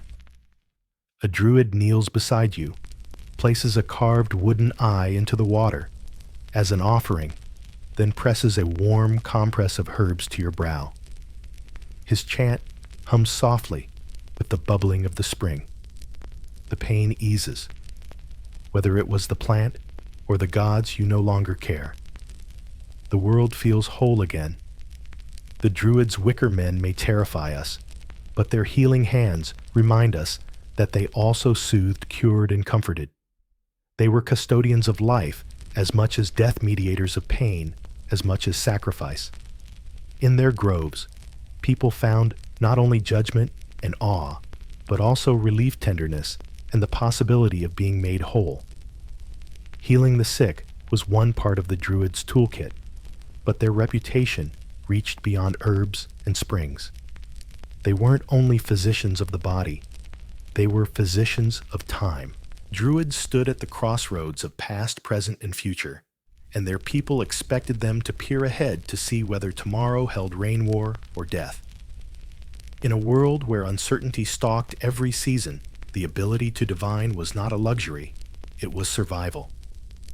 Divination came in many forms, some as humble as watching birds, others as grim as reading the entrails of a sacrificed animal. The Druids didn't invent augury, they inherited it from deep Indo-European traditions, but they perfected it with a distinctly Celtic flair. One common method was ornithomancy, interpreting bird flight. A flock rising suddenly, a raven croaking in the wrong direction, a heron circling at dusk, all these were signs. Birds were messengers halfway between earth and sky, so their movements carried meaning. A druid might stand, with head tilted back, watching a crow glide against the wind, then turn to a chieftain and say, "The gods frown on battle today."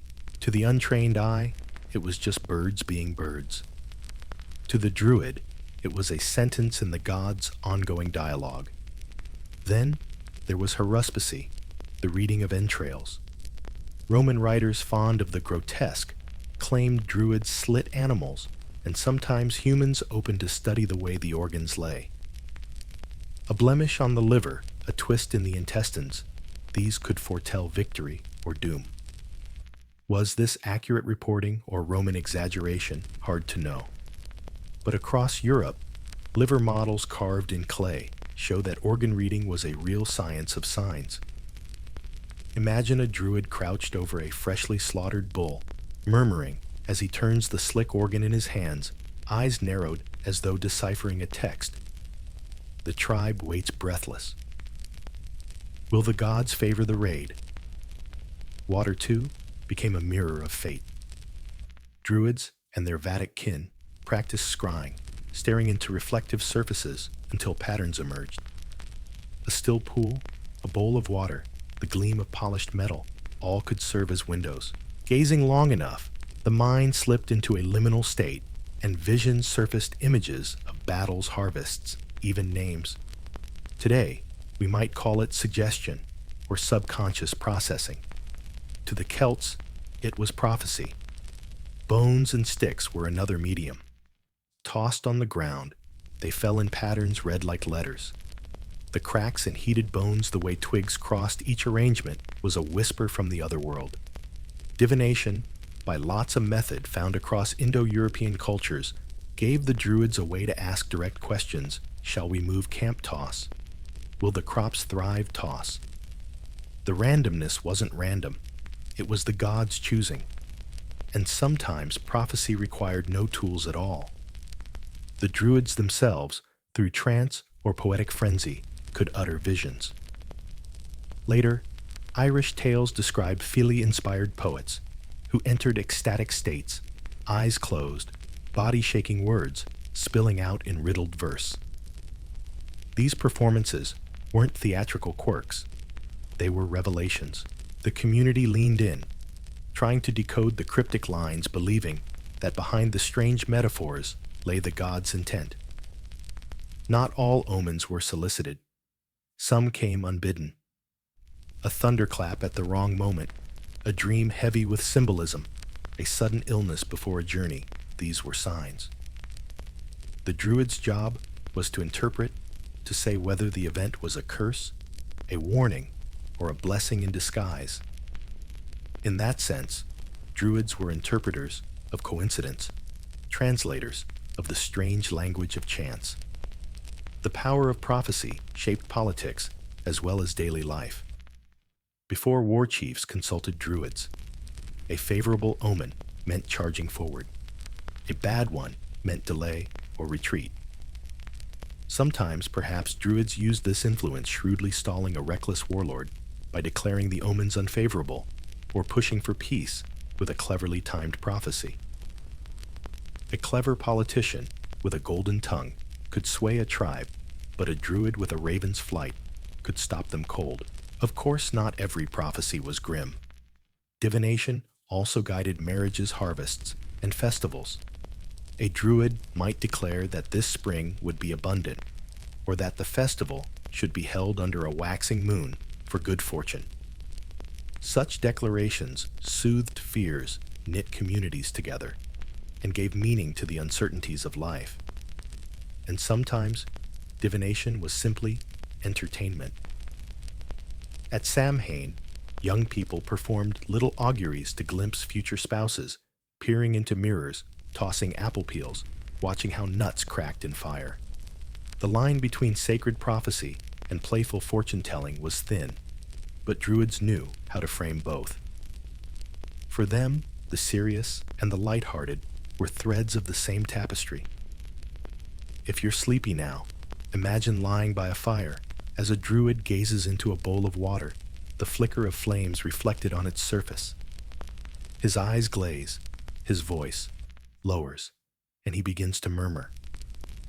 The crackle of the fire seems to answer. You don't understand the words, but the cadence lulls you. Tomorrow, he says, will bring rain, but also reconciliation. You drift, trusting that the future is not chaos, but patterned, interpretable, and gently spoken by the oak knowers who watch the skies. For the Druids, divination wasn't superstition, It was dialogue. The gods, the land, the animals, even the stars were speaking constantly. The Druids' art was simply to listen to interpret and to give the tribe a compass when the road ahead was shrouded in mist. When we imagine Druids, our minds often leap to stern bearded men in white robes, oak branches creaking above them. But that picture is incomplete. The ancient world was full of women who stood beneath those same oaks, wielding the same knowledge, their voices carrying just as much power. The Romans and later Irish sources give us glimpses, flashes really, of these women called, in Irish Bandruí, female druids. Though fewer in the record, their presence lingers, like a strong perfume in a dim hall, unmistakable and unforgettable. Tacitus, the Roman historian, left us one of the most haunting images. In his account of the Roman assault on Anglesey in 61 AD, he describes the legionaries pausing in terror. Why?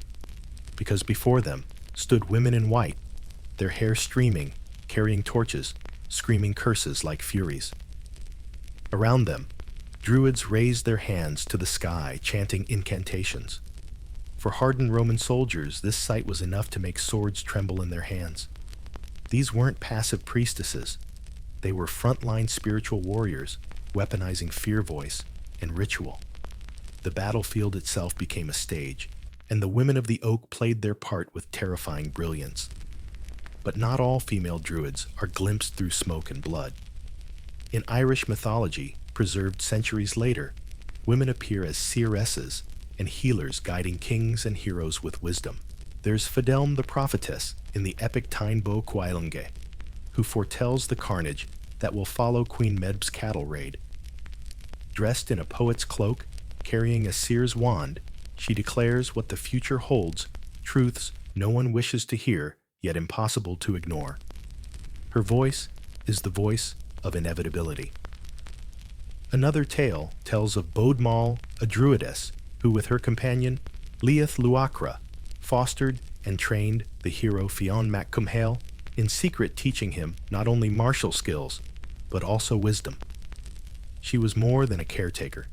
She was a guide, blending maternal protection with sacred authority. It's hard not to see echoes here of how women in druidic circles must have been teachers and initiators, guardians of both lore and lineage. Archaeology whispers the same. High-status female burials in Celtic lands sometimes contain items associated with ritual scepters, wands, lavish jewelry cauldrons. The famous Vix burial in Burgundy, dating to the 6th century BC, interred a woman with a colossal bronze crater from grease gold torques and ceremonial gear. Was she a queen, a priestess, or both? The lines blur. In Celtic culture, political and spiritual authority often overlapped. To wear gold and preside over feasts was also to mediate between gods and tribe. Healing, too, was a space where women of the oak left their mark. At sacred springs across Gaul and Britain, offerings to goddesses of health, Brigid, Sulis, Sequana, were tended by women who acted as intermediaries. Later in Christian Ireland, saintly figures like Saint Brigid carried forward the aura of these ancient priestesses. It's as if the divine feminine in healing refused to vanish, simply changing names while the wells still bubbled and the prayers still flowed. And prophecy, that uncanny ability to see what others could not, was often placed in women's hands. Even Roman authors, suspicious as they were, admitted the presence of prophetesses among the Celts. Dio Cassius describes one such woman in Gaul, prophesying to a crowd before battle, her words stirring men to courage or despair. Whether through trance dreams or ritual, these women embodied the liminal space between worlds, their voices cutting through time like knives. It's important to note, too, that Celtic society, while not a paradise of equality, seems to have allowed women more visible roles in leadership than many contemporaries. Queens ruled Medb of Connaught is one example women fought in battle, and female Druids spoke in courts and assemblies. The oak, after all, doesn't grow only one kind of branch. Authority, like nature, could be diverse. Imagine for a moment a Druidess at dawn. She stands beside a well, the mist curling around her as she lowers her hands into the water. Around her, villagers wait anxiously. She raises a carved staff, chants words, older than memory, and then speaks. This year the rains will be late. Sow barley, not wheat. The crowd nods. Her word is law, not because she wields a sword, but because she carries the weight of both tradition and vision. If your eyes are heavy, picture instead the scene Tacitus described: women in white on Anglesey's shore, their torches flaring, their voices rising like storm winds, shaking even the most disciplined Roman lines. In one moment, they embody both nurturing wisdom and terrifying fury, the full spectrum of what it meant to be a woman of the oak. The Druid story, then, is not only male. It is balanced like the oak itself: roots and branches, strength and shelter, men and women. The Bandrui remind us that Celtic spirituality was not a single voice, but a chorus in which women sang prophecy, healing, law, and battle just as powerfully as their male counterparts. By now, we've seen Druids as judges, healers, astronomers, and poets. But what about warriors? Did Druids themselves fight with sword and shield? Probably not often. Their real weapons were authority, ritual, and terror. And when those were unleashed on the battlefield, they could rattle even the steeliest soldiers. The most famous account of this comes from the Roman historian Tacitus, who wrote about the Roman assault on Anglesey in 61 AD. It reads like something from a nightmare. Anglesey, or Mona, as the Romans called it, was no ordinary island. Nestled off the northwest coast of Wales, it was a bastion of Druidic power, a sanctuary of sacred groves where training and rituals reached their deepest intensity. If Caesar was right about Britain being the homeland of Druidic learning, then Anglesey was its heart. For Rome, that made it a target. If the Druids were the intellectual and spiritual glue of resistance in Britain, then destroying their stronghold was as vital as smashing any army. So in marched the Roman governor Suetonius Paulinus, with his legion's veterans hardened by campaigns in forests and marshes. They prepared to cross the strait to Anglesey. But what they found waiting on the opposite shore was not a typical warband. Tacitus describes the scene: the beach lined with warriors, but among them stood white-robed Druids, arms lifted to the sky, chanting curses. And in front, women in black hair, wild torches blazing, shrieking like banshees. Pause for a moment.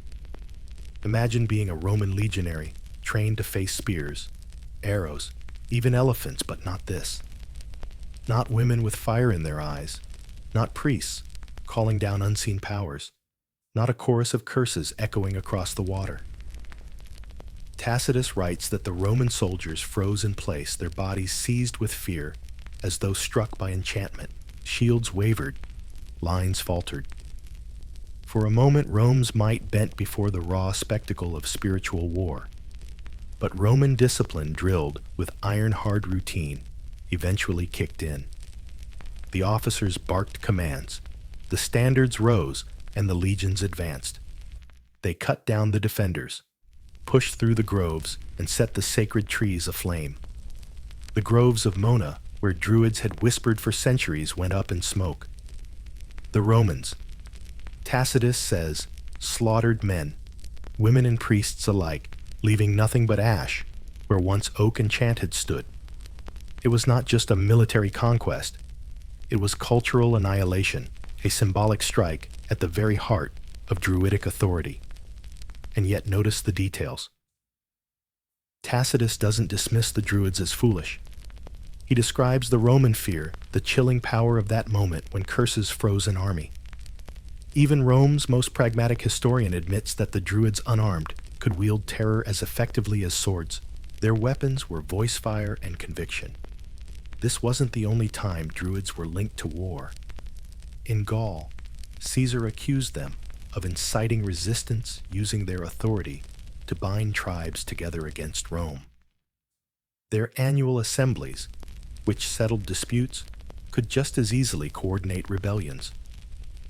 In Ireland, medieval tales remember Druids as battle prophets, chanting spells to cloud the sky or confuse enemy warriors. Some stories even describe Druids hurling themselves into battle, not with weapons, but with incantations that turned the tide. Were these literal magical acts or metaphor for psychological warfare? Perhaps both. A Druid cursing you in public, invoking gods and ancestors, could strike deeper than any spear. The Celts believed in the power of words. A curse was not empty. And if your enemy believes they're doomed, half the battle is already won. Rome, with all its skepticism, still recorded that soldiers hesitated at Anglesey. Fear is contagious, and the Druids knew how to spread it.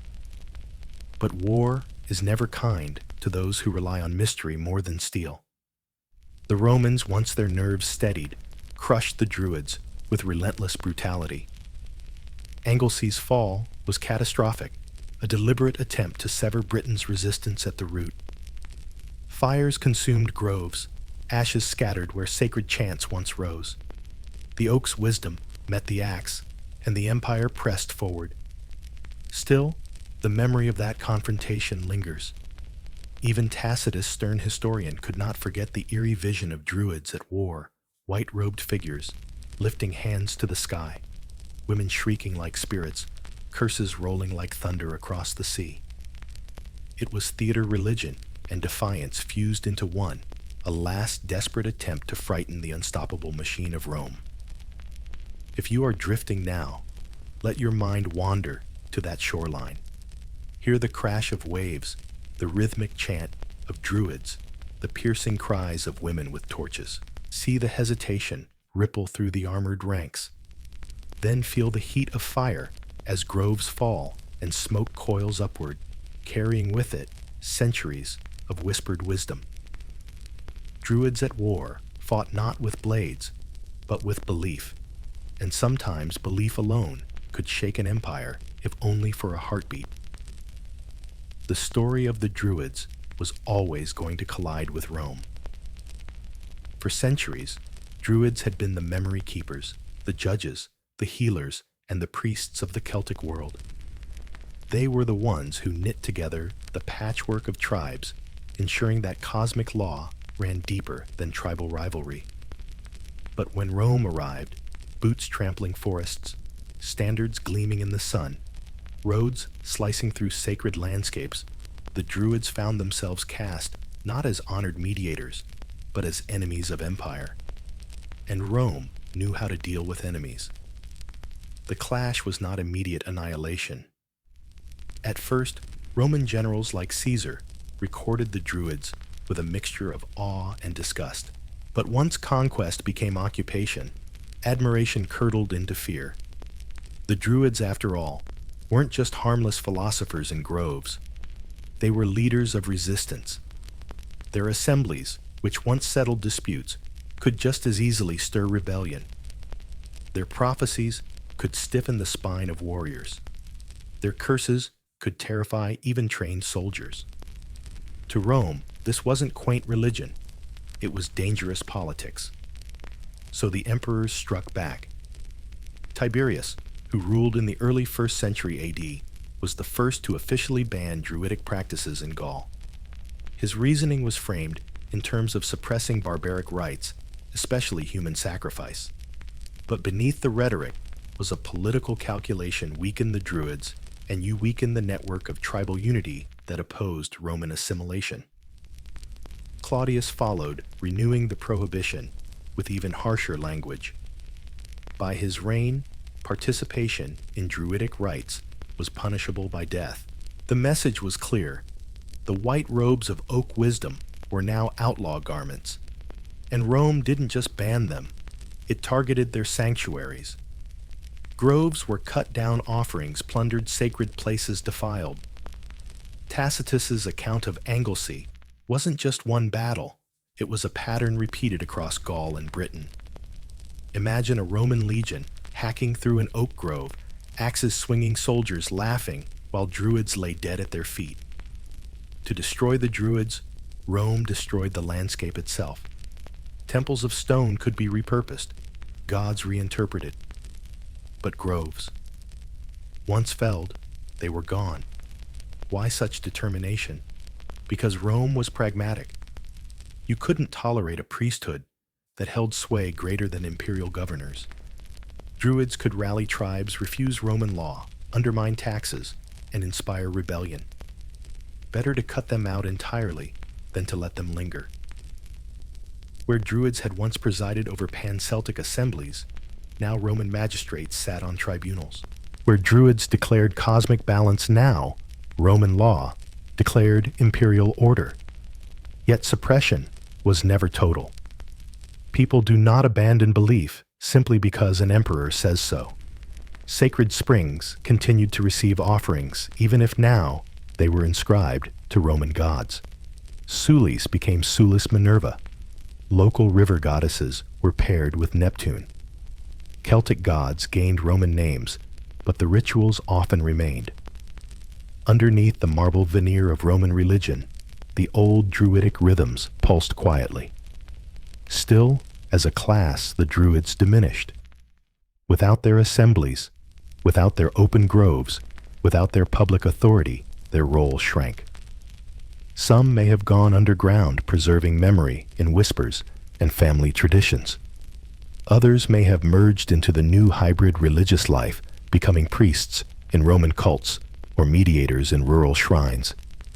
But the days of Druids commanding armies with curses or halting wars with decrees were over. By the 2nd century AD, the Druids in Gaul had been all but erased from the official record. In Britain, the fires of Anglesey's groves were long extinguished. What remained were stories half admiration, half condemnation, written by their conquerors. Rome had won the war of law and landscape.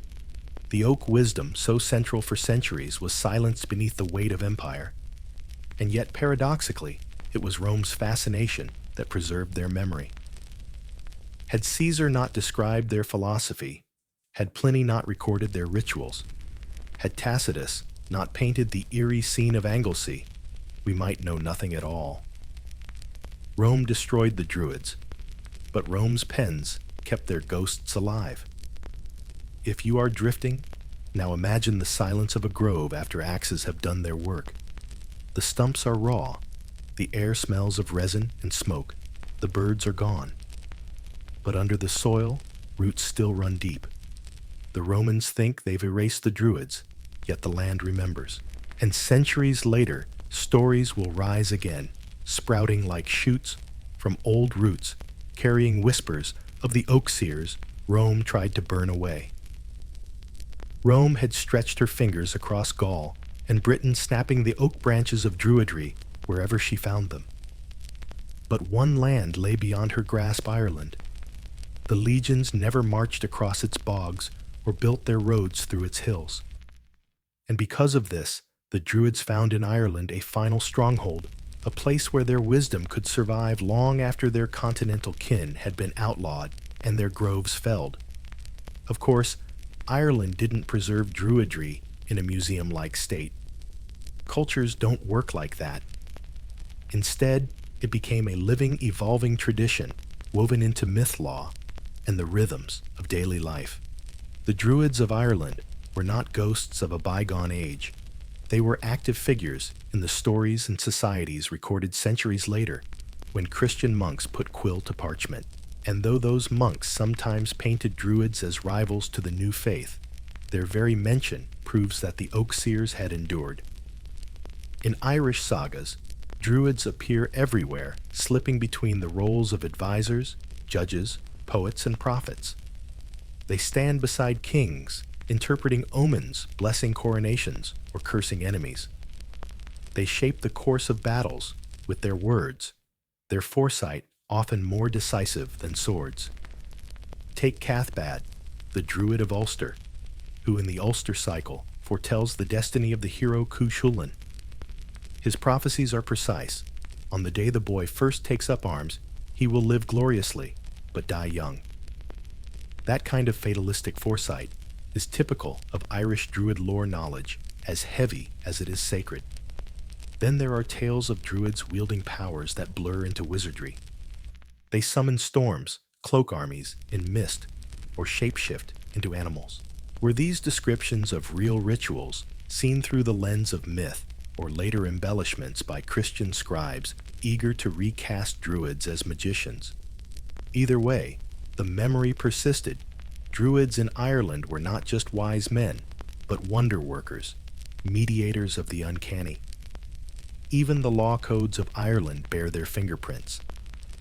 The Brehon laws preserved in medieval manuscripts echo Druidic principles.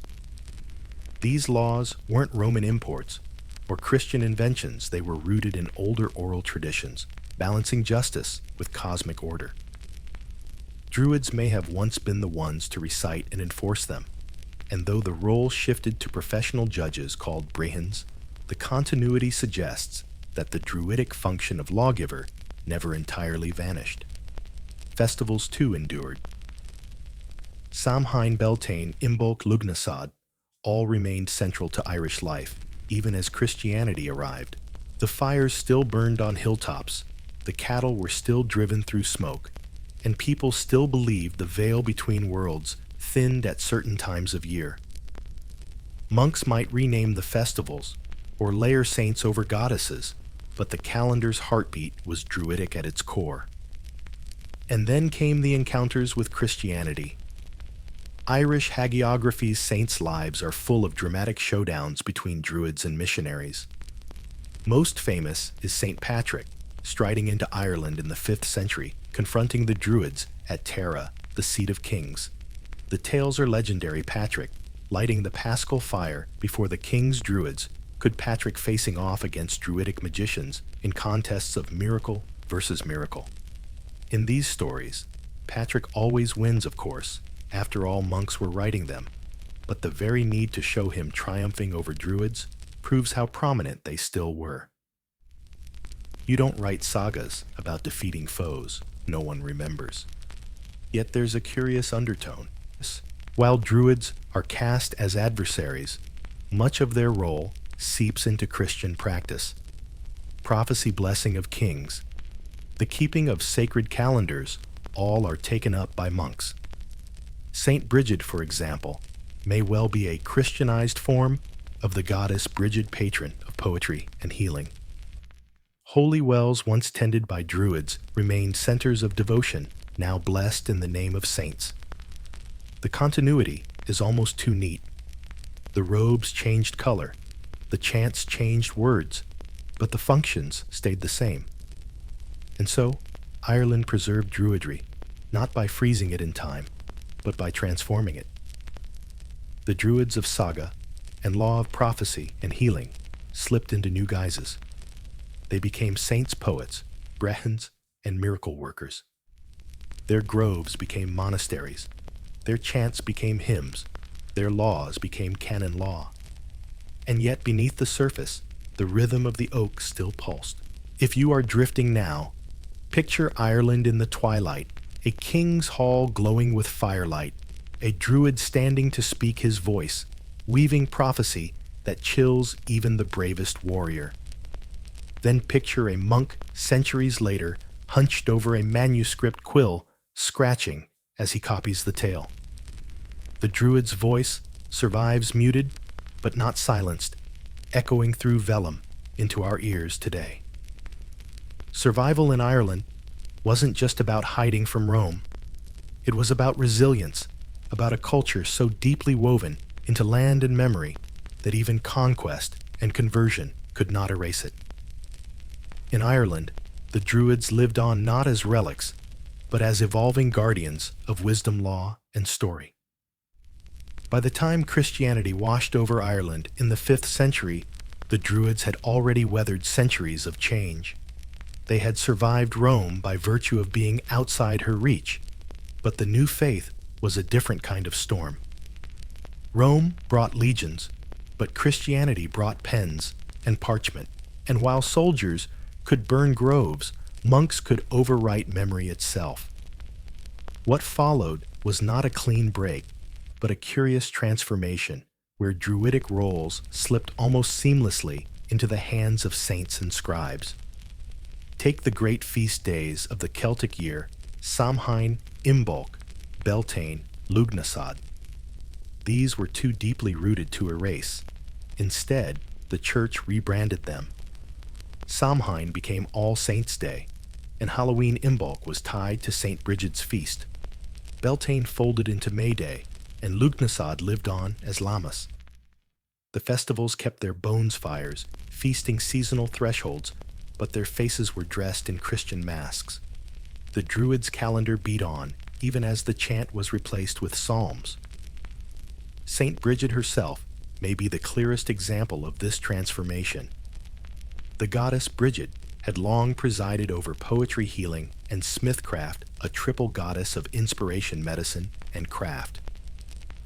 When Christianity took root, suddenly there was Saint Brigid of Kildare Abbess and miracle worker, tending sacred fires, healing the sick, and inspiring poets. Scholars still debate, was she a real nun, later wrapped in goddess cloth, or a goddess domesticated into sainthood? Either way, the continuity is striking. The people had always prayed to Brigid. They simply shifted the name on their lips. The Druids' function as keepers of law also found a new home. The Brehon laws, deeply Druidic in spirit, were eventually written down by Christian scribes.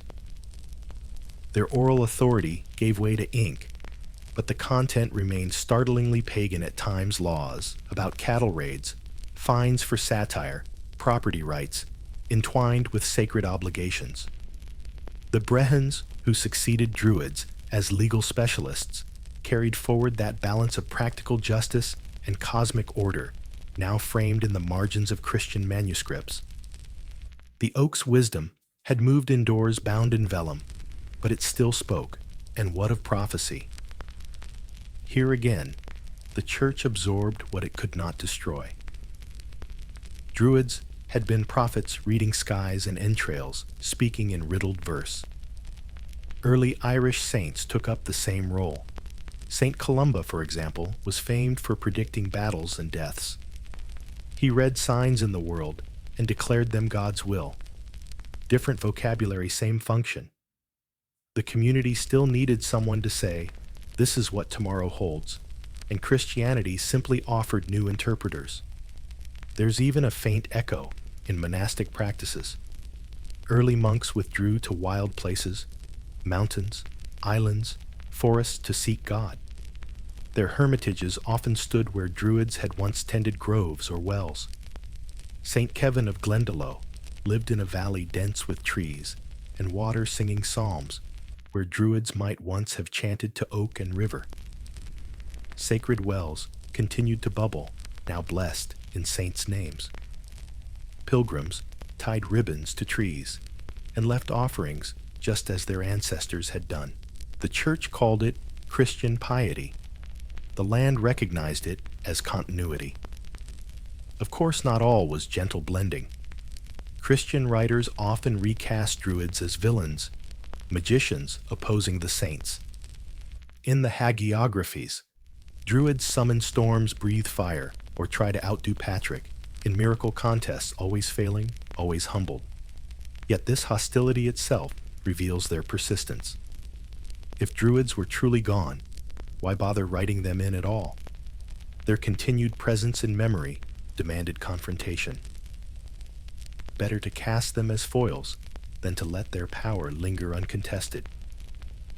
And so, in a strange way, the Christian transformation preserved the Druids by reshaping them. Their groves became monasteries, their wells became holy sites, their goddesses became saints, their legal memory became canon. Even their aura of mystery survived in the figure of the monk as scholar prophet and mediator of the divine. The oak wisdom didn't vanish. It put on a new robe, swapped its chants for psalms, and carried on under a different name. If your eyes are heavy, picture this, a stone monastery rising in a green Irish valley. Bells ring softly, monks file in with candles, and an abbot reads from a manuscript. But in the hills beyond, fires still glow on the old feast days, wells still receive ribbons, and stories of Druids still circulate. The line between old and new blurs, and the wisdom of the oak flows on hidden inside the folds of a monk's robe. The Christian transformation was not the death of Druidry. It was its metamorphosis, roots sinking deeper branches sprouting new leaves under a different sky. And though the names changed, the song of the land remained still half heard in the chants of saints and the whispers of streams. Once the Christian monks had finished recasting Druids as rivals and foils in their saints' tales, the old oak knowers did not vanish. Instead, they began to morph. Memory is stubborn, and popular imagination is even more so.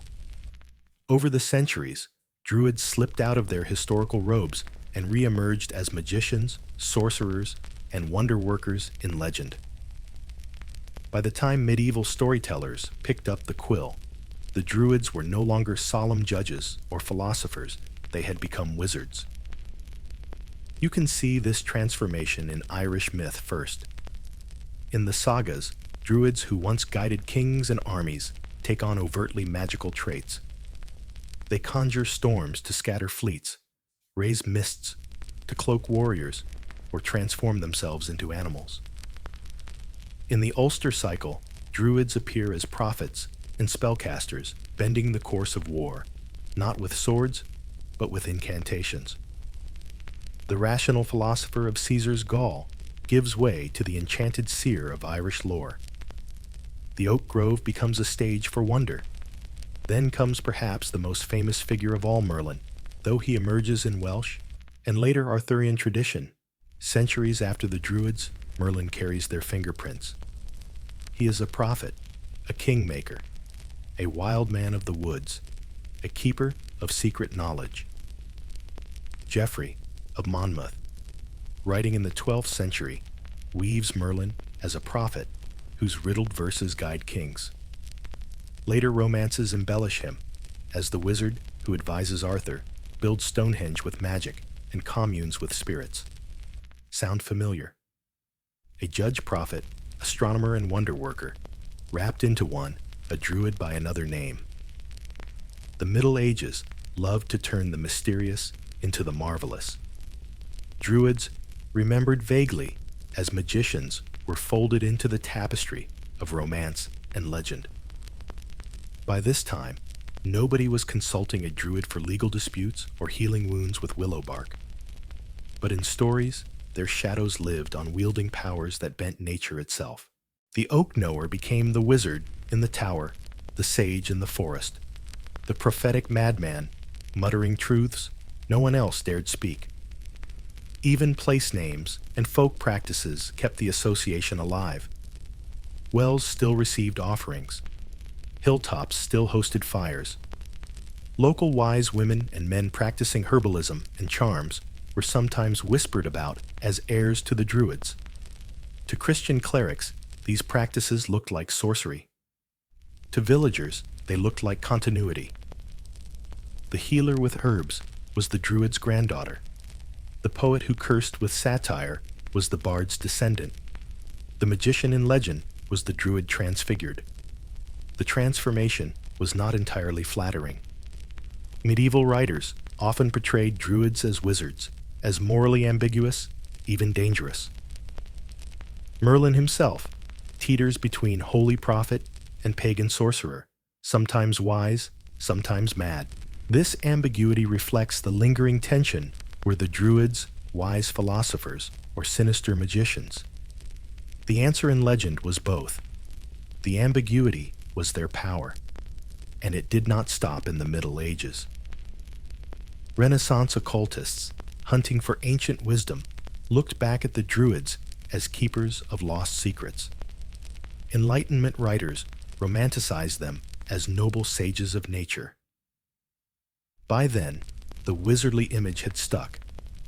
The Druid was no longer just a historical priesthood.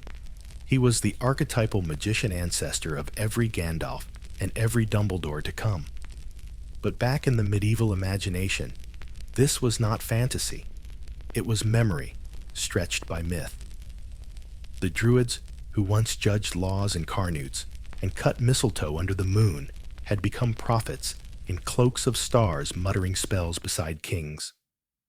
Reality dissolved into legend, and legend gave them a second life. If your eyelids are heavy now, picture a twilight forest in Arthur's Britain. A figure in a cloak leans on a staff, his eyes far away whispering to the trees. He speaks in riddles, sometimes nonsensical, sometimes piercing.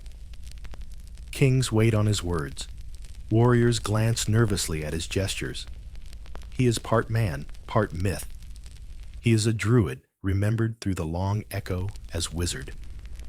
From druids to wizards, the transformation shows how deeply they lodged themselves in cultural memory. Too dangerous to forget, too fascinating to erase, they shifted shape cloaked in legend, surviving in story long after their groves had fallen silent. For more than 1,000 years after the groves of Anglesey went up in smoke, the Druids lived mostly as shadows, half villains in Christian tales, half sorcerers in medieval romances. But then came the 18th and 19th centuries, when Europe developed a sudden and passionate obsession with rediscovering its ancient roots. Out of myth and legend, the Druids were reborn not as blood-soaked sacrificers, but as wise sages of nature, paragons of simplicity and symbols of national pride. This was the Romantic Revival, and it changed forever the way we imagine the Druids. The Enlightenment had already whetted the appetite. Antiquarians poked around ancient monuments, scratching their heads at Stonehenge Avebury and other megaliths that dotted the British landscape. Who had built these giant stone circles? Romans, Phoenicians? Aliens? Well, that theory came later. The answer many Enlightenment thinkers favored was the Druids. Never mind that Stonehenge predated the Druids by more than 1,000 years. The association stuck. The Druids, it seemed, had erected these titanic temples as observatories, altars, and cosmic calculators. William Stukeley, an 18th century antiquarian, was one of the first to popularize the image of Druids as priest astronomers. He wandered around Stonehenge and Avebury with sketchbook in hand, convinced he was walking through the Druids' sacred geometry. He wrote lovingly of them as natural philosophers, worshippers of one God, through the study of the stars and the cycles of nature. The Roman wicker men and bloody sacrifices best forgotten.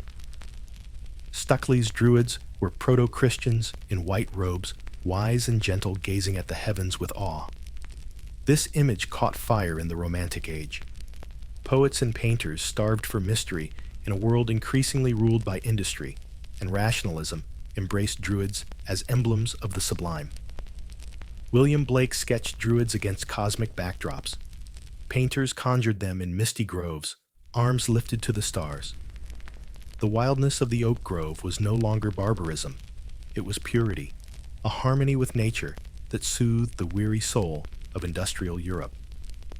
At the same time, nationalism gave the Druids new importance. In Britain, they became symbols of ancient continuity, proof that the land had its own noble wisdom long before Rome arrived. In Wales, the bardic tradition linked to the old triad of Druids, bards and vates, was revived in the Eisteddfod, a festival of poetry and song, where modern Druids in white robes presided over ceremonies. In France, two Druids were imagined as the ancestral sages of Gaul heroes of Celtic heritage that predated Roman conquest. Across Europe, the Druids became cultural ancestors everyone wanted to claim. And then there was the pageantry. Romantic Druids did not stay confined to books. Societies were founded, some earnest, some eccentric, that performed Druidic ceremonies on hilltops. Men in flowing white robes processed solemnly reciting poetry, sometimes at Stonehenge itself.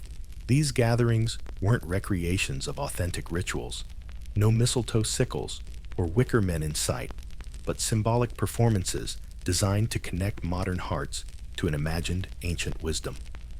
The oak, once again, became a cathedral, this time for the revival of cultural identity. Of course, the scholarly picture lagged behind.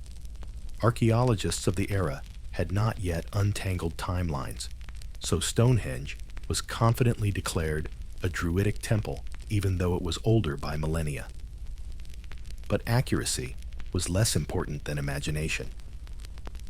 For the Romantics, the Druids represented something they desperately needed: a link to the primal, a reminder that wisdom could live in forests and stones rather than only in books and cities. The irony, of course, is that the Romantic Druids were as much invention as memory. Yet their invention proved powerful. Even today, when people picture a Druid, it's often a romantic painting. They summon a sage in a white robe staff in hand framed by oak branches and moonlight. Caesar's lawyers and Pliny's herbalists faded, and the romantic sage took center stage. If your eyes are closing now, imagine standing on Salisbury Plain in the early morning fog. A group of men in white robes gather at Stonehenge, their voices murmuring poetry as the sun rises through the trilithons. They are not Druids of old, but dreamers of a new age, weaving ancient fragments into a tapestry of longing. And in their pageantry, the oak's wisdom stirs again, transformed into a vision of harmony between nature and humanity.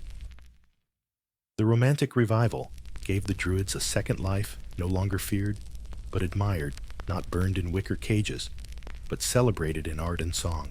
From shadows of conquest, they emerged as icons of nature mystery and national pride, setting the stage for yet another transformation in the modern imagination. By the 20th century, the Druids were no longer confined to dusty chronicles or romantic paintings. They stepped out again, this time, into modern fields festivals and even fantasy novels. The oak wisdom, once whispered in groves and then reinvented by antiquarians, found new life in the hands of people searching for spirituality outside the bounds of traditional religion. And so, the Druids entered their latest chapter, not as relics, but as part of a vibrant movement that stretches from Stonehenge to social media. The seeds had already been planted by the Romantic Revival. Those costumed ceremonies at Stonehenge in the 18th and 19th centuries, often dismissed as eccentric theatrics, became the foundation for modern Druidic orders. Groups like the Ancient Order of Druids, founded in 1781, weren't particularly pagan in practice. They were more like fraternal societies, blending rituals of brotherhood with the aura of Celtic mystique. Members wore white robes, carried staffs, and held ceremonies, but their focus was often charity fellowship and pageantry rather than Oak Grove theology. In the 20th century, however, a deeper spiritual current emerged. With the rise of modern paganism, particularly in the wake of Wicca's birth in the 1950s, Druids were reimagined once again, not as quaint societies or national mascots, but as part of a living religion. Orders like the Order of Bards, Ovates, and Druids Obiode, founded in the 1960s, restructured the ancient triad, Bards, Vates, Druids, into a modern path of spiritual training. Here, a bard is a poet, an artist inspired by nature, an ovate a seer and healer, and a druid, a priest-philosopher, weaving wisdom from both tradition and imagination. What unites these modern Druids is not dogma, but orientation. They look to nature as sacred, see the cycles of the seasons as holy, and honor the festivals that once defined Celtic time: Samhain, Imbolc, Beltane, Lughnasadh. Fires are still lit, circles are still formed, chants are still spoken, though today they're as likely to happen in a suburban garden or a festival field as in a shadowed oak grove, and mistletoe, still cut ceremonially in some circles, though no bulls are harmed in the process. Stonehenge, that great romantic misattribution, has become the symbolic home of modern Druids. Each solstice, crowds gather at dawn to watch the sun rise between the stones, many led by robed celebrants invoking old gods and new intentions. It doesn't matter that archaeologists remind us Druids didn't build it. The place itself has become a canvas, and modern Druids have painted it with meaning, transforming the ancient stones into a modern sacred site. There is also an ecological dimension. Modern Druids often cast themselves as guardians of the environment, linking ancient reverence for nature with contemporary concern for climate and sustainability. The oak is no longer just a symbol of cosmic wisdom. It's a living reminder that the earth itself needs care. In this sense, the Druids of today are not just mystics, but activists blending ritual with stewardship. Pop culture, too, has played its part. Fantasy novels, films, and role-playing games have seized on the Druid archetype, often portraying them as nature wizards, with shape-shifting powers echoing the old legends of Irish seeresses and the romantic wizard figures.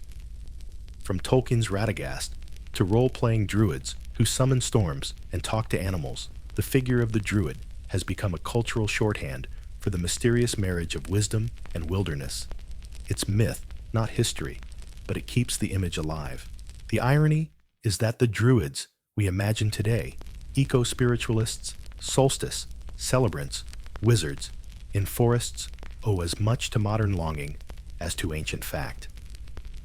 The historical Druids left us no writings, only hostile Roman accounts and scraps of myth. But in that absence, imagination flourished. The Druids became what each age most desired: judges and philosophers, for Caesar prophets, for medieval myth, sages of nature, for romantics, and eco-pagans, for our own troubled century.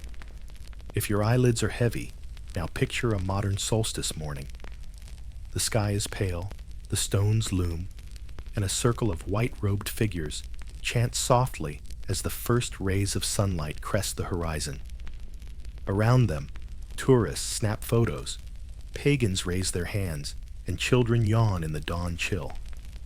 The ancient and the modern mingle, and for a moment the oak's wisdom feels alive again, adapted, transformed, but still breathing. The modern Druids are not carbon copies of their ancestors. They are dreamers, heirs to fragments, weavers of new myths from old roots. But in their chants, their festivals, their reverence for land and season, something of the original spirit stirs. The oak still whispers, even if the language has changed. So here we are, at the quiet end of a very long story. The Druids, those elusive oak knowers, have walked with us from the misty Indo-European steppes, through the salt-rich graves of Hallstatt, the spirals of Tène, the pages of Caesar and Pliny, the bloodied groves of Anglesey, the sagas of Ireland, and the romantic daydreams of poets and antiquarians. They have shifted shape with every age: philosophers, healers, prophets, magicians, rebels, saints, adversaries, national symbols, and finally modern pagans in white robes greeting the solstice sun. If the oak is their emblem, then they are its branches, ever dividing, ever reaching, but rooted deep in soil that is older than Rome itself. Their legacy lies not in a single truth, but in the way they invite us to wonder. They remind us that knowledge can be memorized, sung, and performed, that it doesn't always need ink or parchment to survive. They remind us that law and ritual poetry and justice, healing, and prophecy were once inseparable. They remind us, too, that religion is not only about temples and texts, but about rivers, wells, groves, and the whispered voices of landscapes. In their world, the oak, the raven, the mistletoe, and the moon were all part of the curriculum. To be a Druid was to study, not in a schoolroom, but in the wide-breathing classroom of the earth itself. And though Rome tried to silence them, and Christianity tried to reframe them, they survived, if not as a continuous priesthood, then as an enduring idea. Their image was too powerful to vanish. Even when distorted, it carried weight. In one century, they are condemned as murderers in wicker cages. In another, praised as sages in harmony with nature. The fact that we are still telling their story 2,000 years later proves that the oak's whisper was never fully lost. Their legacy is also in the questions they leave us. Were they philosophers or sorcerers, judges or magicians? Did they wield power through wisdom or through spectacle and fear? The ambiguity is part of their charm. It means every generation can see in them what it most longs for: authority, rebellion, mystery, or harmony. They are a mirror, polished with oak leaves and mist, reflecting not just themselves, but our own desires. Even in popular imagination today, the Druid persists. In novels, games, and films, Druids appear as guardians of forests, shapeshifters, or wise mentors. Fantasy has given them capes and spells, but at heart, these characters echo the same archetype: a figure who listens to the land, who mediates between human and divine, who speaks truths others cannot hear. We may chuckle at the exaggeration, but the fact that we still borrow the name shows how alive the idea remains.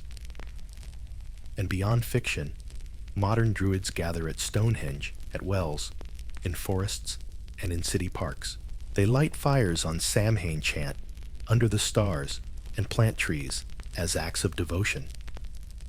They may not be reconstructing the ancient rites exactly, but they are doing what Druids have always done, weaving humans back into rhythm with earth and sky. That continuity of spirit, if not of practice, is legacy enough. If your eyes are closing now, picture an oak at twilight. Its roots grip the soil, its branches spread against the sky, and in its stillness you sense movement, memory flowing upward, whispers rustling in the leaves. Imagine the Druids seated there, some in white robes, some in shadow, some with harps, some with staffs. They do not speak in one voice. They never did. But together, they remind us that wisdom is not about certainty.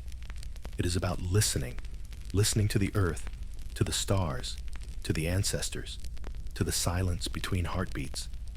That is the true legacy of the Druids. Not the wicker man, not the sickle, not even the oak itself, but the invitation to listen. And if you listen closely as you drift into sleep, you might hear it still, the soft, steady murmur of the oak's wisdom echoing across centuries, carrying us gently into dreams.